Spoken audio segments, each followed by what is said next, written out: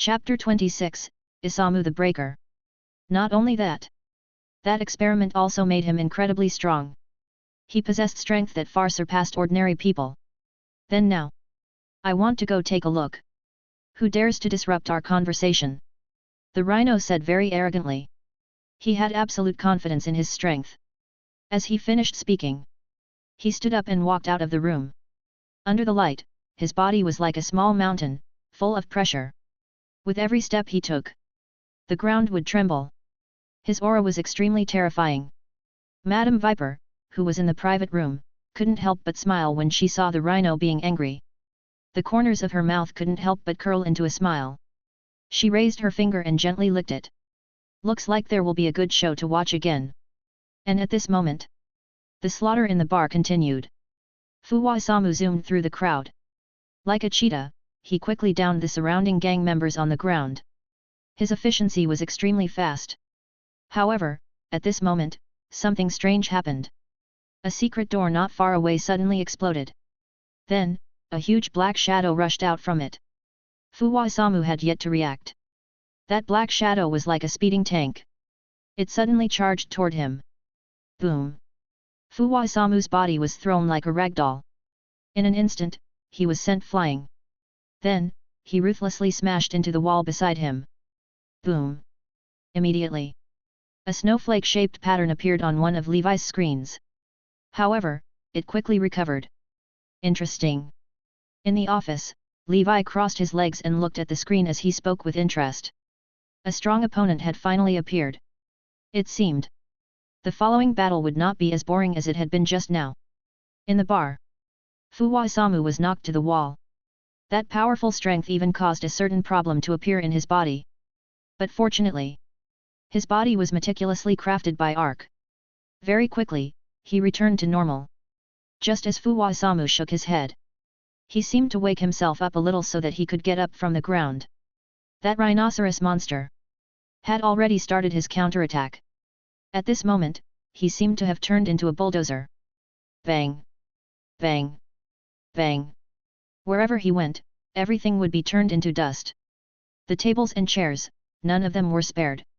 And at this time, several of the surrounding Humajir reacted.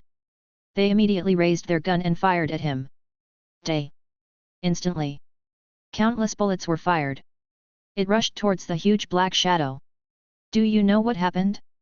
After the bullets hit his body, there was only a spark. However, it did not harm his body in the slightest. Ha ha ha! This itch is not bad. At this moment, the originally reckless rhino also stopped in his tracks. He slowly turned around. Then, he looked at Humajir, who had just fired a few shots. In the darkness, two scarlet eyes lit up. It was extremely oppressive. However, since you dare to anger me, then you must pay the price, the rhino said with a sneer. After saying that, he raised his huge palm and suddenly swung it at Humajir. A strong wind swept out. A huge force instantly swept out. Boom! That Humajir was directly beaten until his head exploded. His body was like a sack as it was sent flying. Then, it smashed heavily onto the wall. Bang! For a moment, sparks flew everywhere. The core of that Humajir had already been damaged. Oh! What? When Rhino saw this situation, he seemed to have sensed that something was wrong. He immediately stopped in his tracks and looked towards Humajir, who emitted sparks. Danger detected! Danger detected! As for the two Humajir beside him, although they had sensed danger, they feel they can't escape it. However, they are still fearless. They jumped up. Then, they pounced toward that rhinoceros monster. In an instant, it locked onto his body. So you've chosen death. The rhino immediately became furious. He crazily twisted his body and raised his hand. He grabbed the Humajir body. Even the two military Humajir couldn't pin him down. They are unable to resist him. In no time, one of them was thrown out. As for the other one, it was held in the rhino's hand. I will let all of you know the price of angering me. At this moment, the eyes of the rhino became a bit red. Strands of white gas also continuously emerged from his nose. Die! He raised his huge foot and stepped down on Humajir. Kaka! He was directly cut in half at the waist. As for the other Humajir, his head was crushed by the rhino and he was still struggling. All of you, go to hell. Finished speaking. His hands exerted force. Crack. Humajir's head was instantly blown into pieces. Boom. Lightning circulation engulfed his entire body. Even that the rhino was electrocuted a few times. At the same time, at the top floor of Hiden Intelligence headquarters, a few of the screens in front of Levi instantly went out. What a powerful force! When Izu saw this scene, she could not help but open her mouth. She has not expected it. There was actually such a terrifying existence in human society. This is just the tip of the iceberg. Levi folded his hands together and said indifferently. That's right. This is the world of American comics. On the surface, it looked calm and peaceful. There did not seem to be too much risk. But in the dark, waves of malice were raging. Even just the small part of New York hit a villain like the rhino. Not to mention other places. So, he had to speed up the pace of his plan. However, if we see closely, this rhinoceros monster was a bit like Kamen Rider. Since that was the case, then let Kamen Rider deal with him. Izu, instruct Yaiba to start using that thing. Levi turned around and ordered. And at this time, in the bar, Yaiba's eyes lit up. It was obvious. He had received a message from Izu. Understood. Immediately, Yaiba's eyes became determined. She immediately took out a projirisekis from her bag. Then, she shouted, Isamu. Then, she threw the projirisekis towards Isamu, who was lying on the ground. Isamu, who was originally dizzy, heard Yaiba's shout. He immediately looked up. Then, he saw an object flying in the sky. He subconsciously raised his hand and caught it. This is... Isamu looked at the grey projirisekis in his hand and seemed a little confused. It turned out. At that time, Izu directly handed projirisekis, who had been researched by the Hiden Company, to Yaiba. He also told her how to use it and its effect. At that time, Isamu was busy competing with the police officer. This is...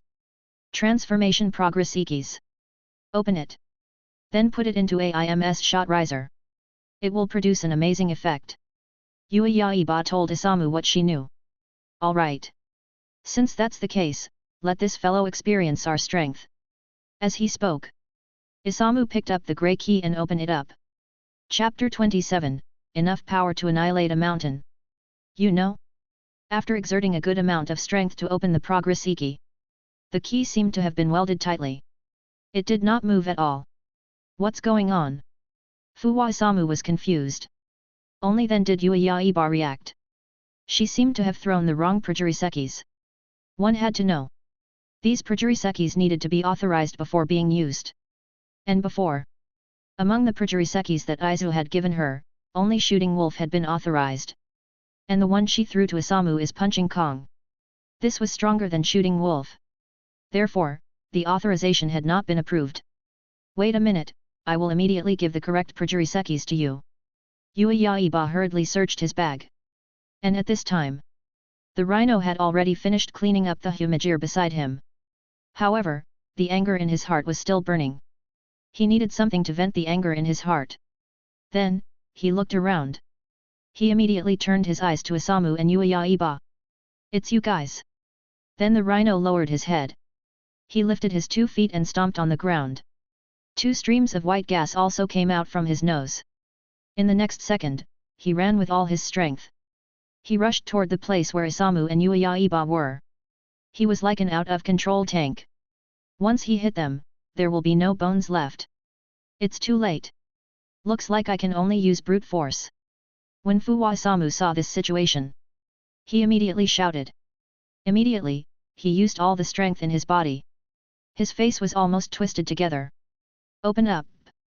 A crack. The secret key that was originally tightly sewn together had actually forcefully opened a gap for him. It can't be. Yaiba, who was at the side, couldn't help but open his mouth wide when he saw this scene. Unexpectedly, Isamu actually relied on brute force to unlock the power of the Progress Iki. It was truly inconceivable. As for Levi, who was outside the screen, when he saw this scene, he couldn't help but smile. This Isamu was truly worthy of the title of Breaker.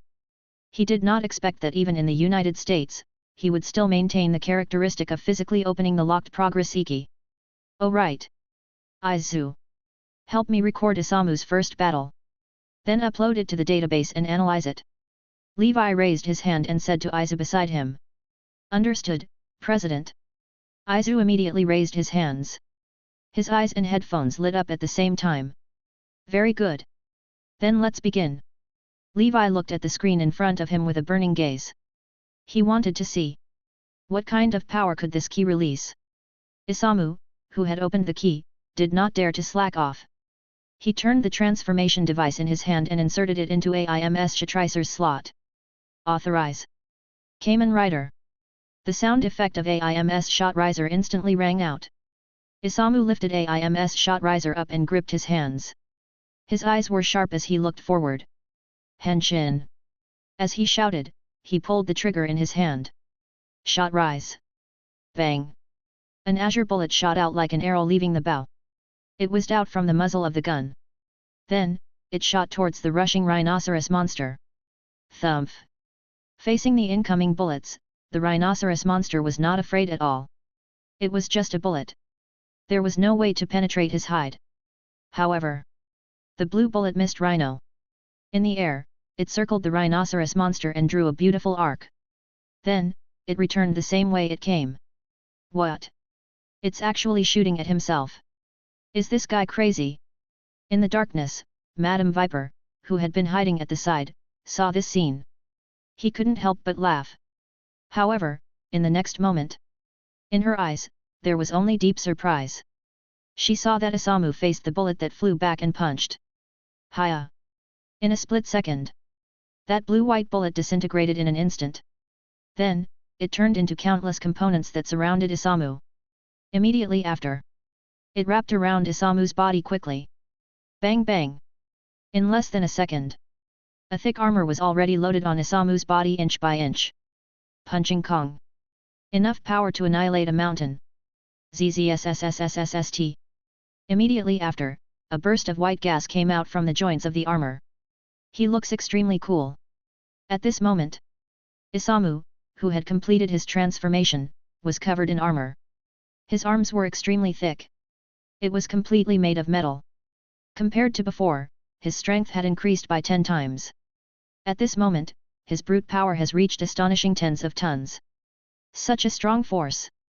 Even some superheroes who were famous for their strength might not be able to achieve it. From this, it could be seen. Progress Iki was very powerful. Its design was somewhat similar to the diamond gorilla of Kamen Rider build. What is this? Seeing Isamu transform, Madame Viper couldn't help but feel a bit shocked. What kind of organization is the guy who came to attack this time? He actually has such powerful technology. Is it S.H.I.E.L.D.? Impossible. Chapter 28, Descent of the Valkyrie. At the same time, the Rhino, who was rushing over from the opposite side, clearly did not understand what was happening in front of him. At this moment, he was like an off-road vehicle with full power. He crashed headfirst into Isamu. Even though he could hear some sounds in front of him. But so what? No matter what was in front of him, the only thing waiting for them was the path of destruction. They all will be destroyed. The Rhino was very confident. Die for me. He laughed and said. However, in the next second, his huge body seemed to have crashed into an iron wall. He could no longer move forward. What's going on? The Rhino was shocked. He did not expect that. His unstoppable attack was blocked by someone. What exactly happened in front of him?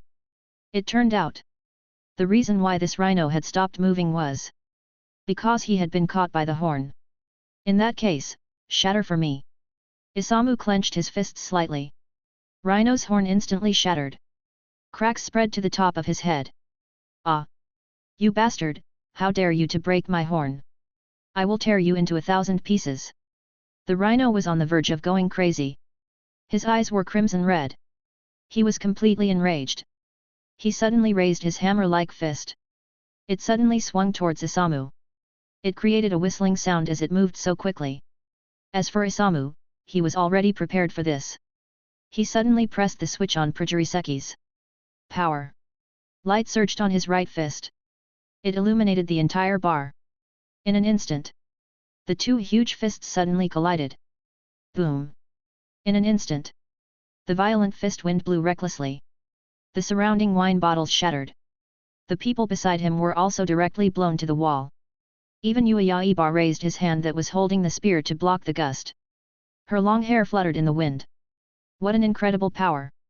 Is this the power of Prajurisekis? Yuayaiba saw the scene before her. She was stunned for a moment before muttering to herself. And at this moment on the battlefield, the rhino wasn't in a good mood. His punch doesn't reach the target. He felt as if his arm had collided with a steel plate. His entire body trembled from the shock. Immediately after, an intense pain spread from the fist. The sound of bones breaking rang out. My hand! The rhino raised his fist and cried out. Only now did he realize that he was no match for this fellow before him. It seemed that there was only one plan for now. That was to run. Thinking of this rhino did not dare to continue fighting. He quickly turned around and prepared to run against the wall. Trying to run, hey! Have you got my permission? Isamu, who was behind him, sneered. He suddenly merged his two steel fists in the middle. Then, he pressed down on AIM's shot riser which was in his hand. Boom! The two huge steel fists were like artillery shells that were instantly blasted out. Power! Punching Kabon shot. It slammed into the back of the rhino. It exploded in an instant. The fire was everywhere. The rhino fell to the ground, struggling a few times, and then his head dropped. He fainted.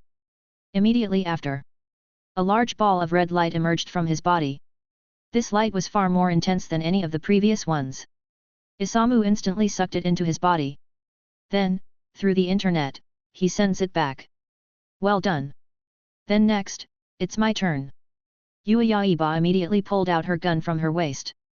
Then, she suddenly turned her head and drew a line behind her. Come out! Don't be sneaky and hide there! She shouted. Sure enough, not long after, a slim figure walked out from the shadows. It was a woman in green. It was the guild master of the Viper sect, Madame Viper. Both of you had a really good tactic. But do you know whose territory this is? Madame Viper hissed. From time to time, she would reveal the snake core in her mouth. Very soon. Then you will know the horror of that man. After she finished speaking, this fellow actually began to change her form. Her legs closed together. It transformed into a snake tail. Her eyes also closed. In less than a moment, his entire person had transformed into a human-headed snake. Then, I wish you all good luck. After saying that, Madame Viper wagged her tail and quickly retreated towards the door. The military Humajir soldiers at the side saw this and were stunned. One by one, they picked up the guns in their hands and fired at her. Who knew? This Madame Viper was extremely agile. She twisted her tail and swam between the pillars of the bar. Moreover, its mouth could even spit out venom, instantly corroding the surface of Humajir. The Humajir soldiers know. There was no way to deal with her. As for Isamu, because he used the finishing move, he was also unable to do anything. Without long-range attacks, it was impossible to cause any damage to the distant Madame Viper. Looks like it's time for me to appear. Yuayaiba, who hadn't moved at all, suddenly pulled out an orange Prajurisekis. Shua, shua, shua. She rotated it in her palm a few times before placing it into AIM's shot riser. Kamen Rider! Kamen Rider! Henshin! Then, she pulled the trigger. The bullet shot out from the muzzle. It circled around her. Then, it exploded and formed a circle in front of her. Chapter 29, Zetsumarisur. Following that, armor attached. An orange-yellow Kamen Rider appeared in front of everyone. Rushing cheetah. Try to outrun this demon to get left in the dust. Along with the device's voice, Yuayaiba turned into a ball of orange light. She rushed towards Madame Viper. What? How is this possible? Madame Viper looked at the rapidly approaching Yua and couldn't help but turn pale with fright. She didn't dare to continue fighting. She hurriedly swung her tail, preparing to break through the window and escape. Her entire person was like a flying arrow. However, the cheetah was even faster than her. The orange phantom flashed. Just as Madame Viper was about to break out of the window and escape, A sharp claw instantly grabbed the end of her tail. Then, she pulled her back. She immediately pulled her back. Madame Viper still wanted to resist. Yua raised the AIMS shot riser in her hand and shot. Bang! Her head was instantly pierced. Another large ball of red light appeared. Following that, Madame Viper and the Rhino were eliminated. The two great powers within New York were also destroyed. At the same time, Hiden Intelligence Headquarters. Aizu. Help me calculate how many casualties there are in total. Closing the screen, Levi turned around and asked Aizu. This time, a total of 50 Humajir will be dispatched. 10 are damaged. 4 are completely damaged. Aizu reported. Looks like the casualty rate is still a bit high. Levi narrowed his eyes and stood up from his office chair. However, he took the elevator and directly descended to the 6th floor. At this time, ARC's satellite had already absorbed all the malice. Malice absorption of 5%. Progress Iki upgrade in production. On the 3D printing platform next to him, a red light flashed. Whoosh! Whoosh! Whoosh! Whoosh! Whoosh! Whoosh! Along with an ear-piercing buzz. The production of the two transformation progress Ikis was completed. Then, the door of the 3D printing room opened. Aizu took out two transformation progress Ikis. Levi took it and studied it carefully for a while. A smile couldn't help but appear on his face. One must know. In Kamen Rider 01, Kamen Rider transformation needed to use Projurisekis. These Projurisekis were generally divided into two types. One was the standard Progress Iki, which was made and powered by satellite Zia. Then fused with a combat program to create Progress Iki. It was what Fuwa Isamu and Yuya had used earlier. And the other. Just now, it was the Arc Progress Iki. It was based on the influence of the extinct animals and the malicious combat data obtained by Arc. An existence produced. Two types of Projurisekis. Each had its focus. The Projurisekis created by satellite Zia had a stronger balance. Moreover, it had more practical value. In daily life, it could also play a great role. For example, freezing bear Projurisekis could put out the fire. The shooting wolf Projurisekis could carry out arrests and other tasks. As for the Projurisekis that Satellite Arc made, it was full of destructive power. It had a strong killing ability. Once the abilities of the two great Projurisekis were combined, it would explode with even greater power. At the very least, in this current situation. To this, Levi was looking forward to it. Of course, he wanted to completely fuse these two Projurisekis together. In that case, he would have to have enough items to conduct experiments. It was just two transformation progress Ikis. It was far from enough. He still needed more data on Projurisekis. And to create more Projurisekis, it required more malice as nourishment.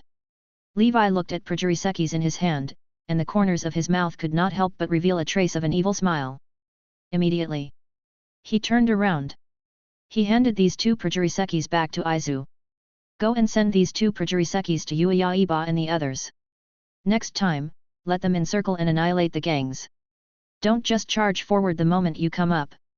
We can use these Projurisekis to create a magic puppet first. Let him in and destroy it first. Then, let AIMSS troops go in and clean it up. This way, the efficiency will be much faster. Levi put his hands behind his back. He began to tell her his thoughts. As for Aizu, she had unknowingly picked up her little notebook. She recorded everything that Levi had said on it. While she was memorizing it, she was also tapping her little head. It looked extremely cute. Oh right. Remember to let them clean up. Don't leave behind any video recording. Levi seemed to have suddenly thought of something and immediately added. This was a massacre using a magic puppet. After all, it was still a little disgraceful. This kind of thing naturally had to be covered up. After all, the image of the company was still very important. Yes, President. After receiving the order, Aizu turned around and left. He sent Projurisekis to the police station where Yuya was. As for Levi, he narrowed his eyes. He looked down at Arc, who was constantly flashing with red light. Along with the annihilation of the Viper Gang and the Russian gangs, the entire New York was shocked. One must know. The Viper Gang was a veteran organization. He had been entrenched in New York for several decades. As for the Russian gangs, they were not simple either. There was a big shot behind them as a backer. It was shocking these two great forces were wiped out overnight. Chapter 30, Magia, Seek and Destroy. This made many people tremble. Everyone gasped in question. What exactly happened? Someone said. This is the joint operation of several other new gangs. The purpose is to attack those old gangs. Someone said. These two gangs are killing each other. However, no one looked at AIMSS troops suspiciously. First, it was because AIMSS troops had just been established. Second, it was because their actions were secretive. Before they set off, they chose late at night to conduct their mission, coupled with the cooperation of the criminal network. Therefore, basically, no one noticed. Some gangs, even if they saw AIMS at the police station, they would not be associated with the raid on the Viper gang and the Russian gangs. After all, in their eyes, there is no way the police could be that strong. Just as everyone was guessing at each other, the AIMS guards started their second operation. This time, their target was a warehouse in the northwest corner of New York. Usually, this place was used as a storage center. But in reality, it was the underground firearms trading station. According to the investigation of the criminal network, tonight, there would be a large-scale arms smuggling business here. Riding in the night sky, IMS members are surrounding this warehouse. Isamu was still the first to take the lead. He was going to enter the warehouse. However, he was pulled back by Yaiba who was behind him. What are you doing? Those guys are all here. If we are too slow, they will run away. Isamu held AIMS shot riser in his hand and whispered. Yaiba shook his head. The head office has an order. I have to carry it out. Yaiba said seriously. Immediately, she turned her head and chose an AIMS combatant. Then, she took out the Zetsamariser from behind her. Compared to AIMS shot riser, this Zetsamariser was much more simple. However, it appeared to have distinct edges. It appeared to be very domineering. Raid Riser was an existence that was specially developed to wear the absolute destruction Projurisekis. In that case, let the battle begin. Yaiba said in a low voice. Then, one of the Humajir put the Zetsamariser on. Jang jang. In a split second, on both sides of the Zetsamariser, a long waistband appeared. The edge of this belt. There was also some saw-teeth pattern. It looked extremely ferocious. After wrapping itself around Humajir's waist, it suddenly felt a strange sensation. The belt quickly shrank like a poisonous snake. Immediately after, an ear-piercing sound could be heard. Whoosh! Whoosh! Whoosh! Waves of red lightning continuously shot out from his belt. Ah! That Humajir could not help but cry out in pain. What are you doing? Isamu, who was at the side, saw this scene. He couldn't bear to witness it. He immediately raised his hand. He wanted to help Humajir take off the Zetsamariser.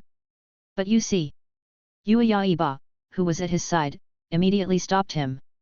Wait a minute. Isamu. This is the president's order. Yaiba immediately said. In fact, it was the same as the last time. When Izu came to Yaiba, he only told her Levi's orders. As a result, Isamu had no idea what was going on in front of him. Next time, don't decide on your own. Everything must be done according to the president's orders. Yaiba said to Isamu in a slightly criticizing tone. Understood. Isamu could only put down his hand. And at this time, the eyes of this Humajir, who was wearing the Zetsamariser, had completely turned red. His entire body was filled with faint malice. Compared to before, there was a bit more killing intent. Destroy. Slaughter. He slowly raised his head and said to the warehouse in front. The red light in his eyes became even more intense. Not bad. Now, wear this. Yaiba saw his performance and nodded. Then, he raised his hand and handed over a Zetsamaraseki. Yes, ma'am. I will kill all the humans in this warehouse. The Humajir immediately took it. Then, he inserted it into his own Zetsamariser. Kaka. A few crimson tentacles instantly appeared around the Zetsamariser. One of them was forced into him. That Projurisekis released a burst of red energy. Kun! Zetsum rise! That Humajir immediately raised his head and roared. The coating on his body was instantly torn apart.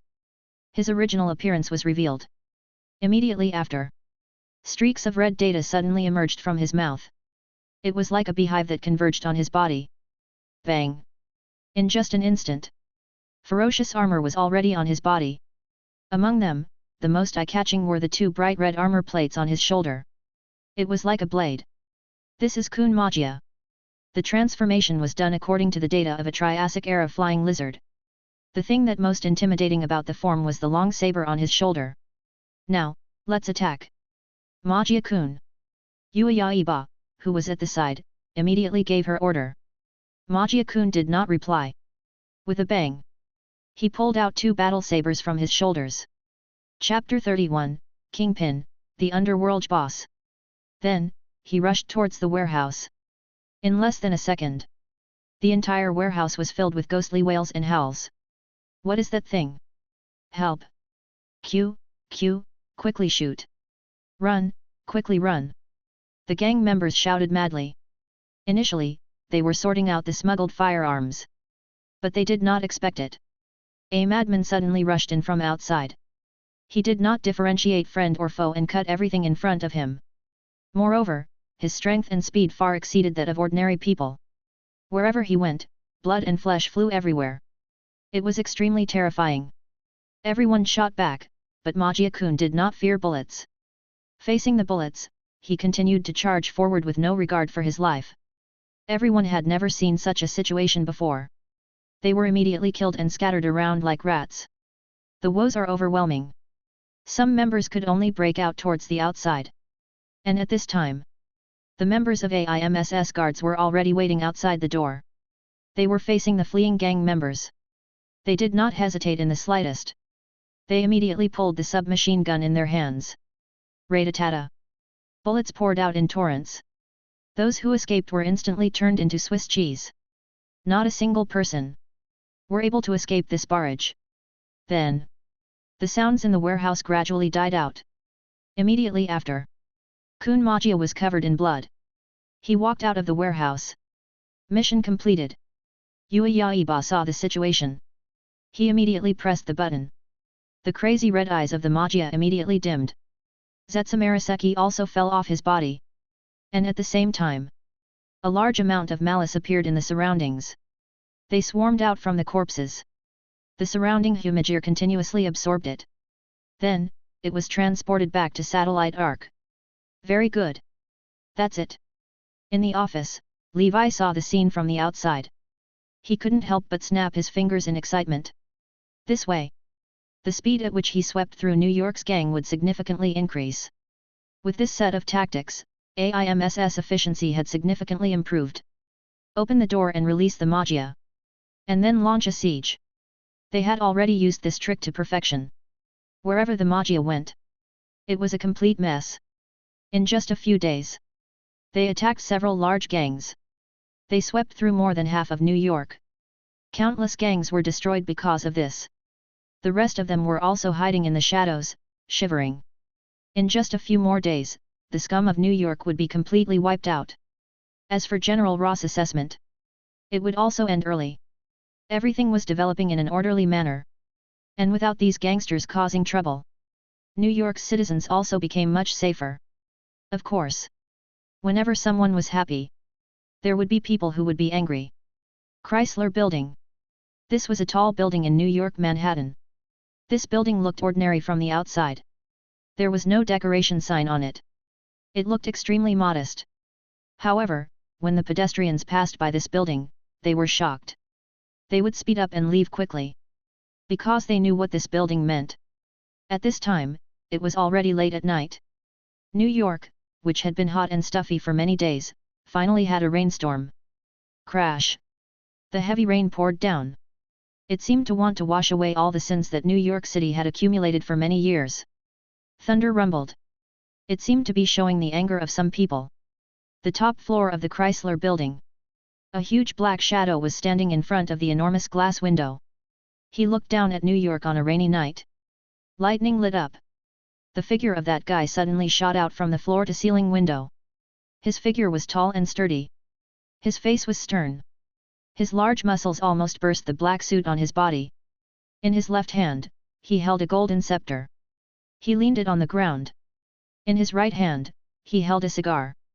From time to time, he would take 1 or 2 puffs. Red light dots. In this dark room, it looks prominent and dazzling. And at this moment, the doorbell suddenly rang. Enter.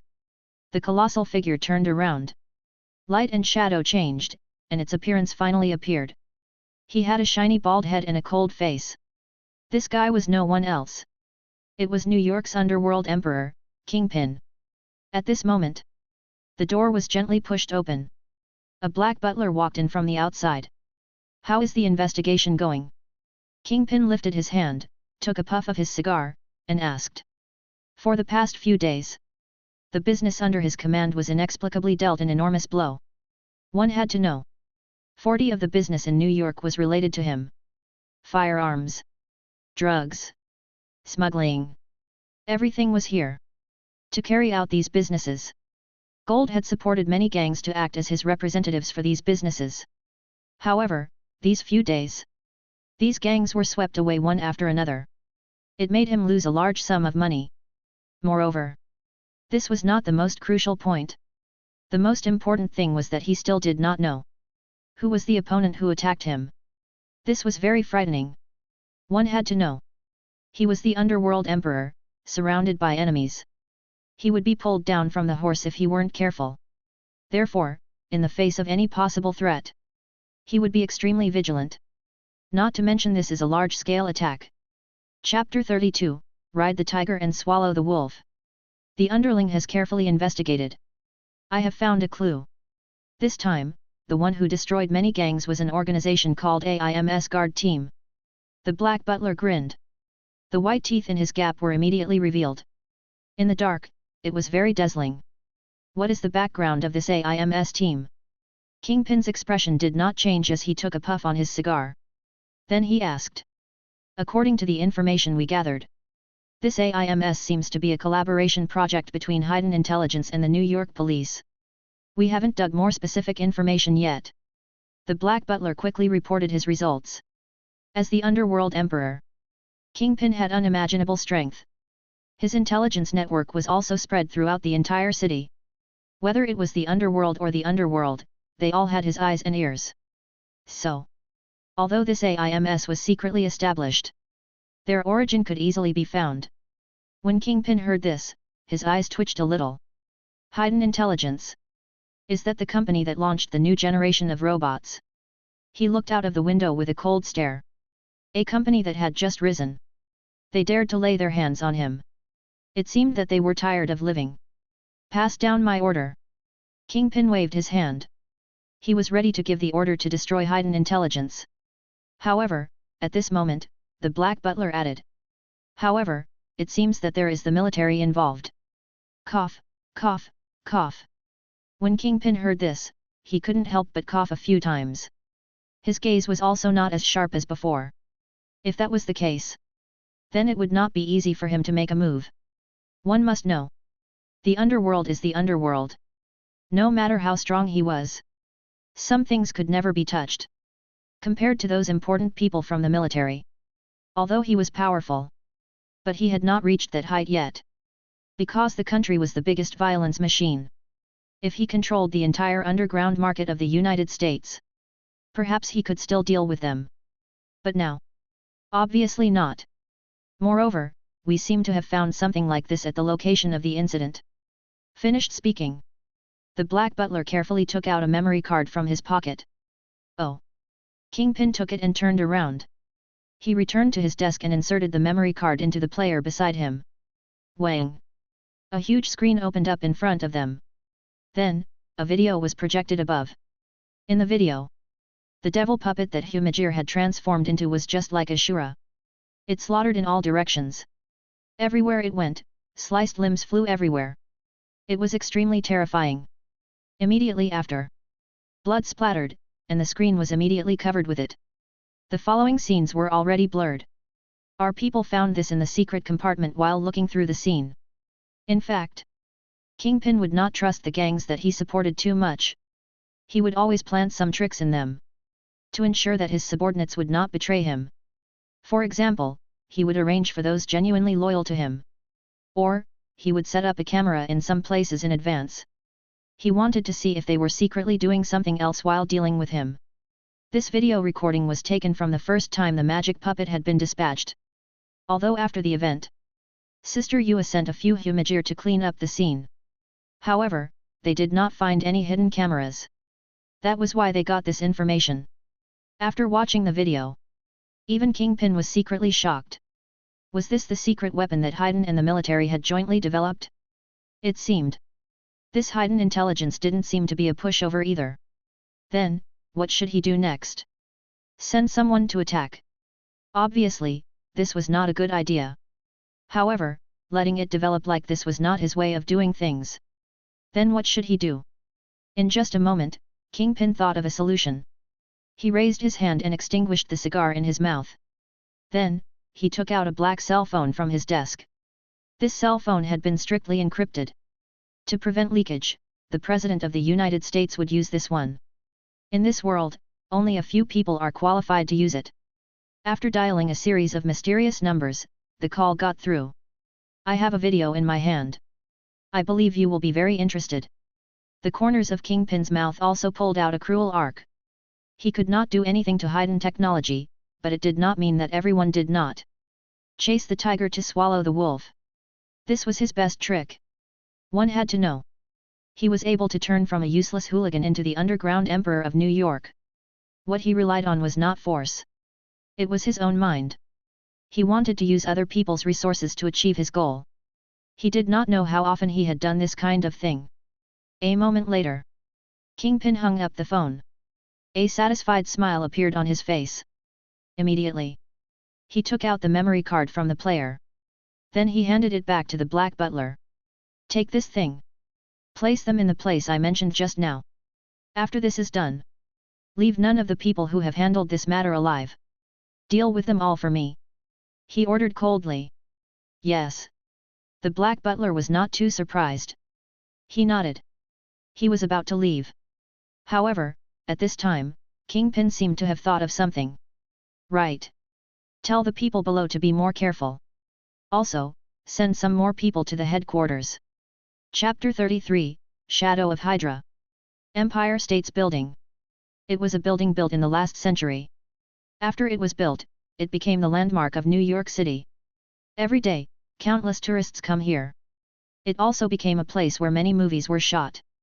Such a famous landmark. However, not many people knew who was the owner of this building. And no one knew. Deep inside this Empire State's building, there was a huge room. Here, it lies one of Hydra's secret bases. Back then, at the height of the Nazis, Hydra supported many rich and powerful puppets in America. And that empire building was created by one of them. Later, following the collapse of the Nazi Empire, the Hydra was also drawn into the darkness. But all these years, it had been revived. The secret base below the Imperial building had been reactivated. In this secret base, hundreds of Hydra soldiers were busy working. The place they wanted was covered in glass. There were all kinds of ugly monsters growing inside. Many people among them were analyzing data. In some places, they were studying powerful weapons.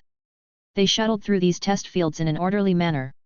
And in the center, a big-headed robot was commanding everything in an orderly manner. He was one of the founders of Hydra, Dr. Zola. Back then, after the Nazi failed, he joined S.H.I.E.L.D. On the one hand, it was to preserve his life. On the other hand, it was to continue the existence of the nine-headed snake. He quietly collects his subordinates during S.H.I.E.L.D.'s time. This allowed Hydra to borrow S.H.I.E.L.D.'s body, silently developing. However, his actions still attracted the attention of some people. To flee from unnecessary trouble, Dr. Zola faked his death and escaped. Then, he sent his consciousness to the computer. In the dark, he planned for the rise of the Hydra. And the underground of the Empire State's building became his home. Open him up for me. At this moment, Dr. Zola was directing his subordinates to dismantle something. A few of his subordinates were controlling their precise mechanical arms, appearing very careful. He pulled it in and took a look. They were dismantling the domestic version of Humajir that Hiden Intelligence had sold. After the technological summit at that time, Hiden Intelligence had sold 100 Humajir on the official website. Their price was utterly expensive. However, the moment it was sold, all stocks were sold out. Obviously, the first ones to buy these were those big companies. They wanted to see if this Hiden Intelligence's Humajir could crack it. From then on, they would create it themselves and get a share of it. As a scientist, Zola was naturally very interested in this revolutionary invention. Naturally, he was also very interested. Hence, he also bought a few from them for research. In fact, they, Hydra, were also studying robot technology. However, the existences that were developed were all superficial level. It was unable to reach Humajir's highly efficient intelligence. If they could obtain Humajir's secret, then, their Hydra could create a powerful robot army. At that time, the entire world would tremble. And with the operation of several soldiers, that Humajir was gradually stripped of the external construction. And just as they were about to lay their hands on the actual core, Humajir's eyes immediately emitted a red light. Detected forceful dismantling. Detected forceful dismantling. Detected forceful dismantling. Not good. Run. The Hydra soldiers surrounding Humajir immediately retreated to the side in fright. However, their speed was inferior to the rate of Humajir exploding. Bang! Flames splashed in all directions. The Hydra soldiers were instantly blasted to the point where their flesh and blood flew everywhere. Damn it! Dr. Zola shouted. Obviously, he was not sad for those soldiers. After all, they are just replaceable pawns. He was angry at the exploded Humajir. After a few days of experimentation, the few Humajir that he had purchased back then had all been scrapped. As for him, he hadn't even managed to research a single hair. How could Dr. Zola, who claimed to be a genius, accept this? However, at this moment, a Hydra soldier next to him walked in. Reporting to Dr. Zola, there is an emergency invitation in the meeting room. He saluted and quickly reported. Got it. Dr. Zola said coldly. After that, his mechanical body suddenly moved and walked toward the meeting room. This meeting room was where the upper echelons of the Hydra clan discussed it in secret. As an underground force, this Hydra was unable to appear in public. Therefore, even if it were a discussion, it would still be carried out in secret. The door of the conference room was activated. The dark secret room immediately lit up. A round conference table slowly appeared from the ground. On the table, the symbol of the nine-headed snake appeared on it. Dr. Zola found his seat and sat down. Right after that, figures were projected out one after another. They were now in their respective positions. Chapter 34, Winter Soldier Program.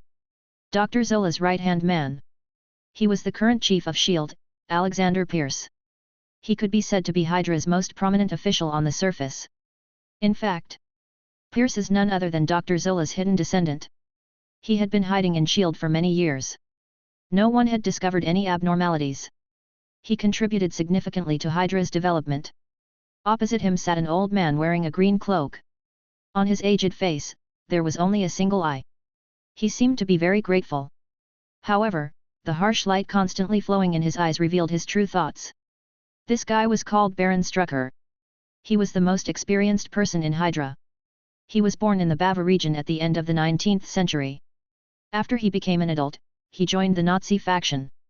Due to its intelligence and strength, it quickly became a capable person in Hitler's eyes. Later, together with the Red Skeleton, they created the original Hydra organization. Of course, he naturally could not compare to the Red Skull. Therefore, he had always been a deputy. However, this guy was even more cautious than the Red Skull. Along with the death of the Nazi Empire, he had long found a way out for himself. He had long escaped into the darkness. He had preserved his strength. Moreover, his body had been injected with death spores during his early years. This allowed him to avoid the invasion of any diseases. Even his aging speed had been significantly delayed. Until today, he had not died. He sat in the middle of Hydra, acting as a pillar of support. Opposite him sat a guy in purple. His face was covered by a purple mask, making him look highly mysterious. His name was Baron Zima. Back then, his father was as famous as Red Skeleton and Baron Strucker. However, after his father died, he was still alive. He inherited all of his father's inheritance, including his position in Hydra. For so many years, he had always been in the vicinity of the country, studying the legacies left behind by the Empire in the past. These people, they were the big shots among Hydra. Everything had to go through their decisions. Only then could it be implemented. Apart from these giants, on the seats, there were also some of Hydra's cotters. However, their actual appearances were not revealed. It was just a bunch of black shadows. Pierce, why did you gather us together this time? Baron Strucker was the first to ask. Logically speaking, because they were all in the shadows, they could not easily gather together. And once the meeting was held, something big would definitely happen. And this time, the one who held the meeting was Pierce himself. Pierce didn't say much nonsense. He immediately played a video. It was the part that Kingpin had obtained back then. After watching it, everyone's eyes lit up. I believe everyone has already seen it. If we, Hydra, can obtain such technology, I'm afraid we won't need to hide like this. We can completely establish a large-scale and powerful robot army. Pierce was the first to speak. The potential displayed by this magic puppet made him envious. If he had such technology, the Hydra organization no longer needed to hide and hide. It was entirely possible to walk to the surface. However, it wasn't easy to obtain this technology. According to the internal information of S.H.I.E.L.D., this Hiden Intelligence seemed to have reached some secret cooperation with the military. If he sent his subordinate, S.H.I.E.L.D., to act, it was inevitable that there would be some conflict with the military. At that time, if they were discovered, it would be a significant loss. If we want to obtain such a technology, we don't have to fight for it. Baron Strucker was silent for a moment before he spoke in a deep voice. Baron Strucker, what do you mean? Isn't there Dr. Zola here? Baron Strucker looked at Dr. Zola. I don't think anyone on the internet is a match for Dr. Zola, right? As an antique, Baron Strucker wasn't very clear about the internet. However, he knew that Dr. Zola was the first to come into contact with the internet. Dr. Zola was also full of confidence. He was restless. In the past 2 days, he had been able to crack Humajir without any success. This made him, who was a genius, extremely angry. He was thinking about whether he should sneak into Hiden Intelligence. But Pierce quickly stopped this suggestion. Because Dr. Zola still needed him to complete a plan. At this time, if it was exposed, it was still too early. And at this moment, Baron Zima, who had been silent all this time, suddenly raised his head. In that case, then why don't we use the old trick? Everyone heard this. After a moment of silence, they nodded in agreement. After all, for them, this was just a useless trick. If they could exchange for the magic puppet, it would naturally be worth it. They would not expose the organization's secret even if they lost it.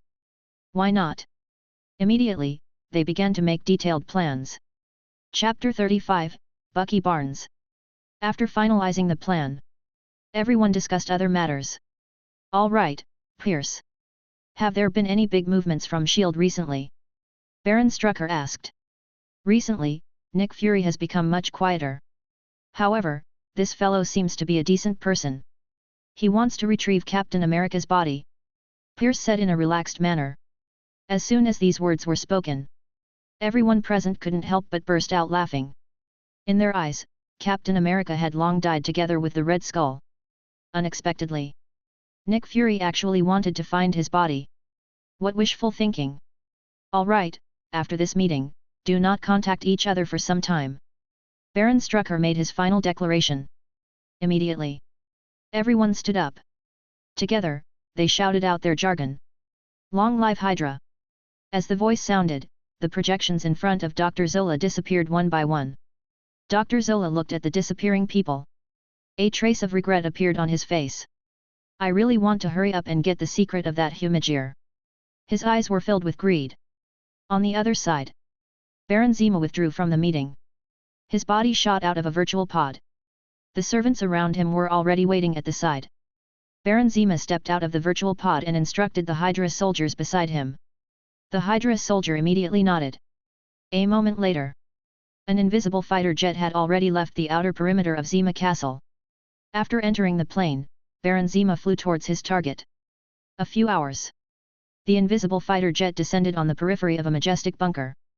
This bunker was a building built by Nazi in the past. After the war, it was used as Hydra's secret base. In the bunker, there were countless experimental items from Nazis' research. And now, Baron Zima was here to see one of the results. Lord Zima. Officer Hydra, who was in charge of keeping watch, immediately came forward to welcome him. Get ready and head to the 18th underground levels. Baron Zima raised his hand and instructed. Yes, sir. The Hydra officer immediately bowed. One had to know. This underground castle contained countless experimental items. The higher the level number, the higher the degree of confidentiality and importance. And this 18th underground level was the deepest level of this underground castle. The group took the transparent glass elevator and continued to descend. The experimental subjects stored on each floor were all in sight. Monsters that were pieced together by all kinds of animals. They were kept in formalin. There were even clones that looked like goblins. The horns on their heads made them look like demons crawling out of hell. These modified bodies were kept in the bunker. Very quickly, Baron Zima had reached the 18th floor. This place was different from the other floors. When the elevator arrived, what was seen in their eyes was an extremely thick steel door. On top of the door was the bright red symbol of Hydra. At first glance, it was clear that it had been a few years. Baron Zima came to the front door and entered the password. The steel door suddenly opened. In a split second, a wave of coldness assaulted his face. It was as if it was going deep inside the bone marrow. It was extremely terrifying cold. Inside, it was one of Hydra's masterpieces, the Winter Soldier program. Back then, in America, after using the Super Soldier Serum to create Captain America, Nazi was not to be outdone. They wanted to create the same super soldier to crush the Alliance army. However, before the experiment succeeded, this plan was destroyed. However, even though Nazi had failed, Hydra still did not give up. Some of them had fled to the Soviet Union. They had also built an organization corresponding to shield the Red Room. Moreover, they used the power of the Soviet Union to create a batch of powerful biological weapons, and also known as Winter Soldier Program. However, even though these Winter Soldiers were mighty, they still couldn't fight back. However, there was no way to mass-produce them. Moreover, there was a massive flaw in itself. Therefore, Hydra froze it. They would only unseal it when he needed it. And now, it was time to use them. Speaking of which, this Hydra. It was a bit like the repair card in Kamen Rider. It was also hidden in the darkness. It was also dedicated to transforming people. Everyone walked into it. Inside, there were 5 tall steel glass covers. Inside, there were 5 figures. It was impossible to see them. The 5 of them were the result of the Winter Soldier program. Release them all. Baron Zima said expressionlessly. Yes. The officer immediately opened the control device and typed in a password. CI la la. Along with a large amount of steam gushing out, the 5 freezing devices slowly opened. The 5 muscular figures appeared in front of everyone. And among them, the one who attracted the most attention was undoubtedly the guy in the middle. His face was handsome, and his figure was muscular. Moreover, his right arm was made entirely of steel. He looked incomparably powerful. This was precisely Captain America, his old friend, Bucky. At the last minute, he was captured by Hydra. After many human experiments, he finally became Hydra's most powerful weapon. Winter Soldier. Yes, only he could afford this title. And the 4 people next to him, at best, were just replicas. Seeing the ice open, Baron Zima picked up a red book from behind and began to read it aloud. Buzz. Upon hearing this voice, the Winter Soldier Bucky suddenly opened his eyes. His eyes were filled with bone-piercing killing intent. Very good. Baron Zima closed his book and nodded in satisfaction. Chapter 36, World Line Dissonance. It was Hydra. When he set up the killing trap and was about to seize Humajir's secret. One of the smartest men on Earth. Our Iron Man, Tony Stark. He wasn't idle either. Ever since the last time at the Technological Summit, he had lost face. Over the past 10 days, he had locked himself in the laboratory. Even Pepper was unable to see him. Pepper had initially thought that Tony was just talking big about it. Unexpectedly, it had been a whole 10 days. This Tony had been staying in the laboratory all this time. Even the food was sent in through the maids. This was an eye-opener for Pepper. One had to know. In the past, Tony was someone who would feel uncomfortable if he didn't go out to pick up girls. But now, he had such perseverance. Pepper doesn't know how he is now. With such doubts, Pepper came to Tony's underground laboratory. After pressing the fingerprint, the familiar Jarvis greeting sounded again. In the past 10 days, Tony underwent a round of upgrades and transformation to Jarvis. The core of it was to install a super firewall for it. It was to prevent Izu from invading again. As the laboratory opened, the sight in front of him made Pepper unable to help but cover his forehead. The entire laboratory was in a mess. The ground was full of big and small parts. It looked like an inhuman dismembering activity. Tony! Tony! Pepper stood on his toes and walked among them. Hey, I'm here. Tony's voice came out from behind a black curtain. Then he walked out with messy hair and a beard. Oh, Tony! Pepper could not help but cover his mouth. How is your invention? Today, the board of directors issued our final ultimatum. Then, she asked about the purpose of this research. In these 10 days or so, the stock price of Stark Industry had temporarily stabilized. However, compared to before, they had already lost tens of billions of market value. The board of directors was all worried. They wanted Tony to come out and solve this matter. Don't worry. I will never go back on my promise. Tony smiled and snapped his fingers. Now, I'll let you see my latest invention. Jarvis. He turned around and said to the side. Artificial Intelligence. Jarvis responded immediately. Yes, sir. The black curtain was pulled open by the mechanical arm. Immediately after, a set of body armor made of steel was presented in front of Pepper. However, Tony screamed in anticipation but did not appear.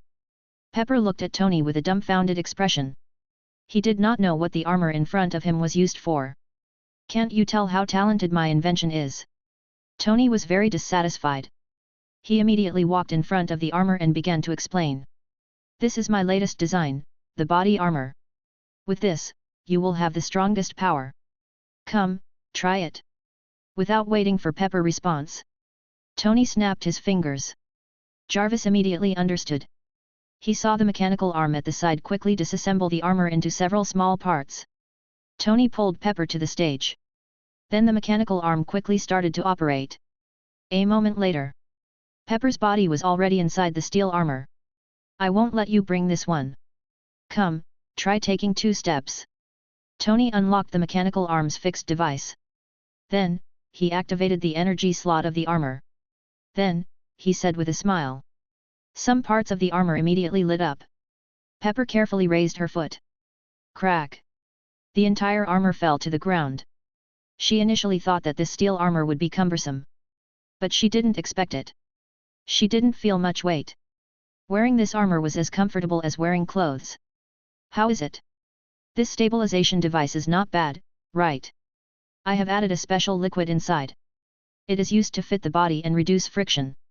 Tony proudly declared. Pepper took a few more steps. She discovered that she was faster than usual.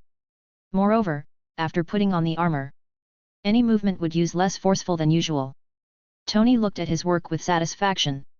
In fact, ever since the last meeting, when he met Hiden Intelligence, Humajir, Tony was greatly inspired. However, he was not like the other giants. He doesn't want to buy Humajir and reverse engineer it. Instead, he was prepared to walk out of his path. Since he could not design such a perfect inner core, he might as well give up on the inner core. Then, he might as well give up on the inner core. Just use its concept. According to this concept, Tony designed this steel armor. It was somewhat similar to the exoskeleton armor. After wearing it, a person would be able to receive several times power up. Whether it was strength or speed, they would both be significantly enhanced. In the original parallel world, because of the terrorist attack, Tony designed the Ironmonger in the cave to save his life. And now, because of Levi's arrival, the world line had a deviation. Tony also released this armor in advance. Of course, Compared to the original world, Tony made Mark's armor. The current steel armor was a lot different. Humajir inspired it. Therefore, its style was a bit similar to Kamen Rider's. It has Kamen Rider's visual. Chapter 37, Tony Stark, the Kamen Rider 01. For its function, it was only limited to the basic movement function. As for the flight function, it had not been developed yet. Of course, this was only the first version. The follow-up, Tony will also optimize and update it. Just as Tony was looking at his work with satisfaction, Pepper was already having fun. She raised her hand. She picked up a metal component. She exerted a little force. The metal scrap was immediately pinched into a ball. What a powerful force! Immediately after, she threw down the metal ball and quickly walked through the room. The armor seemed to have installed a pushing device on her. Every step she took felt to be extremely relaxed and free. At this moment, she was no longer satisfied with walking. Instead, she was prepared to jump up. She was enjoying the feeling of being a superhuman. Be careful! Tony saw this. He hurriedly stopped her. One had to know. This battle armor could double the power and speed of the user. If this Pepper were to jump up, it would be impossible for her to catch her. She would at least jump 5 to 6 meters high. One careless mistake. It was easy for accidents to happen. Fortunately, just as Pepper bent down and bent his knees, the energy of the armor had already been exhausted. The parts that were initially lit up were all extinguished. The power disappeared. The armor also immediately stopped in place. Pepper was also trapped in the armor. She could not move. And at this moment, her posture was very unsightly. It was as if, what is going on? Pepper blushed and quickly turned to ask. Don't think too much about it. It's just that the armor is out of energy. I didn't do it on purpose. Tony saw this and could only helplessly spread his hands. You also know. Geniuses often need inspiration. He turned around and began to explain. In fact, for the past 10 days, I have been looking for a suitable energy source. It's just that up until now, I still haven't found anything suitable. Thinking about it, that was true. After all, he had never experienced the life and death crisis of the Afghanistan journey. Tony had yet to invent the small nuclear reactor. Therefore, the energy problem of the armor still had to be solved. Now, he used the graphene battery that Stark Industry invented a few years ago. A battery the size of a palm was enough to support an electric car and travel 300 kilometers. But such a large amount of electricity could only maintain the armor for about 5 minutes. Then hurry up and release me. Pepper growled. No problem. Tony snapped his fingers. Jarvis controlled the mechanical arm and immediately stepped forward. The armor was removed from Pepper's body in just a few moves. Whew. Until now. Only then did Pepper feel relieved. What is the name of this set of armor? Pepper asked as he flicked his wrist. Let's call him Knight 01. Tony touched his chin and thought for a moment before replying.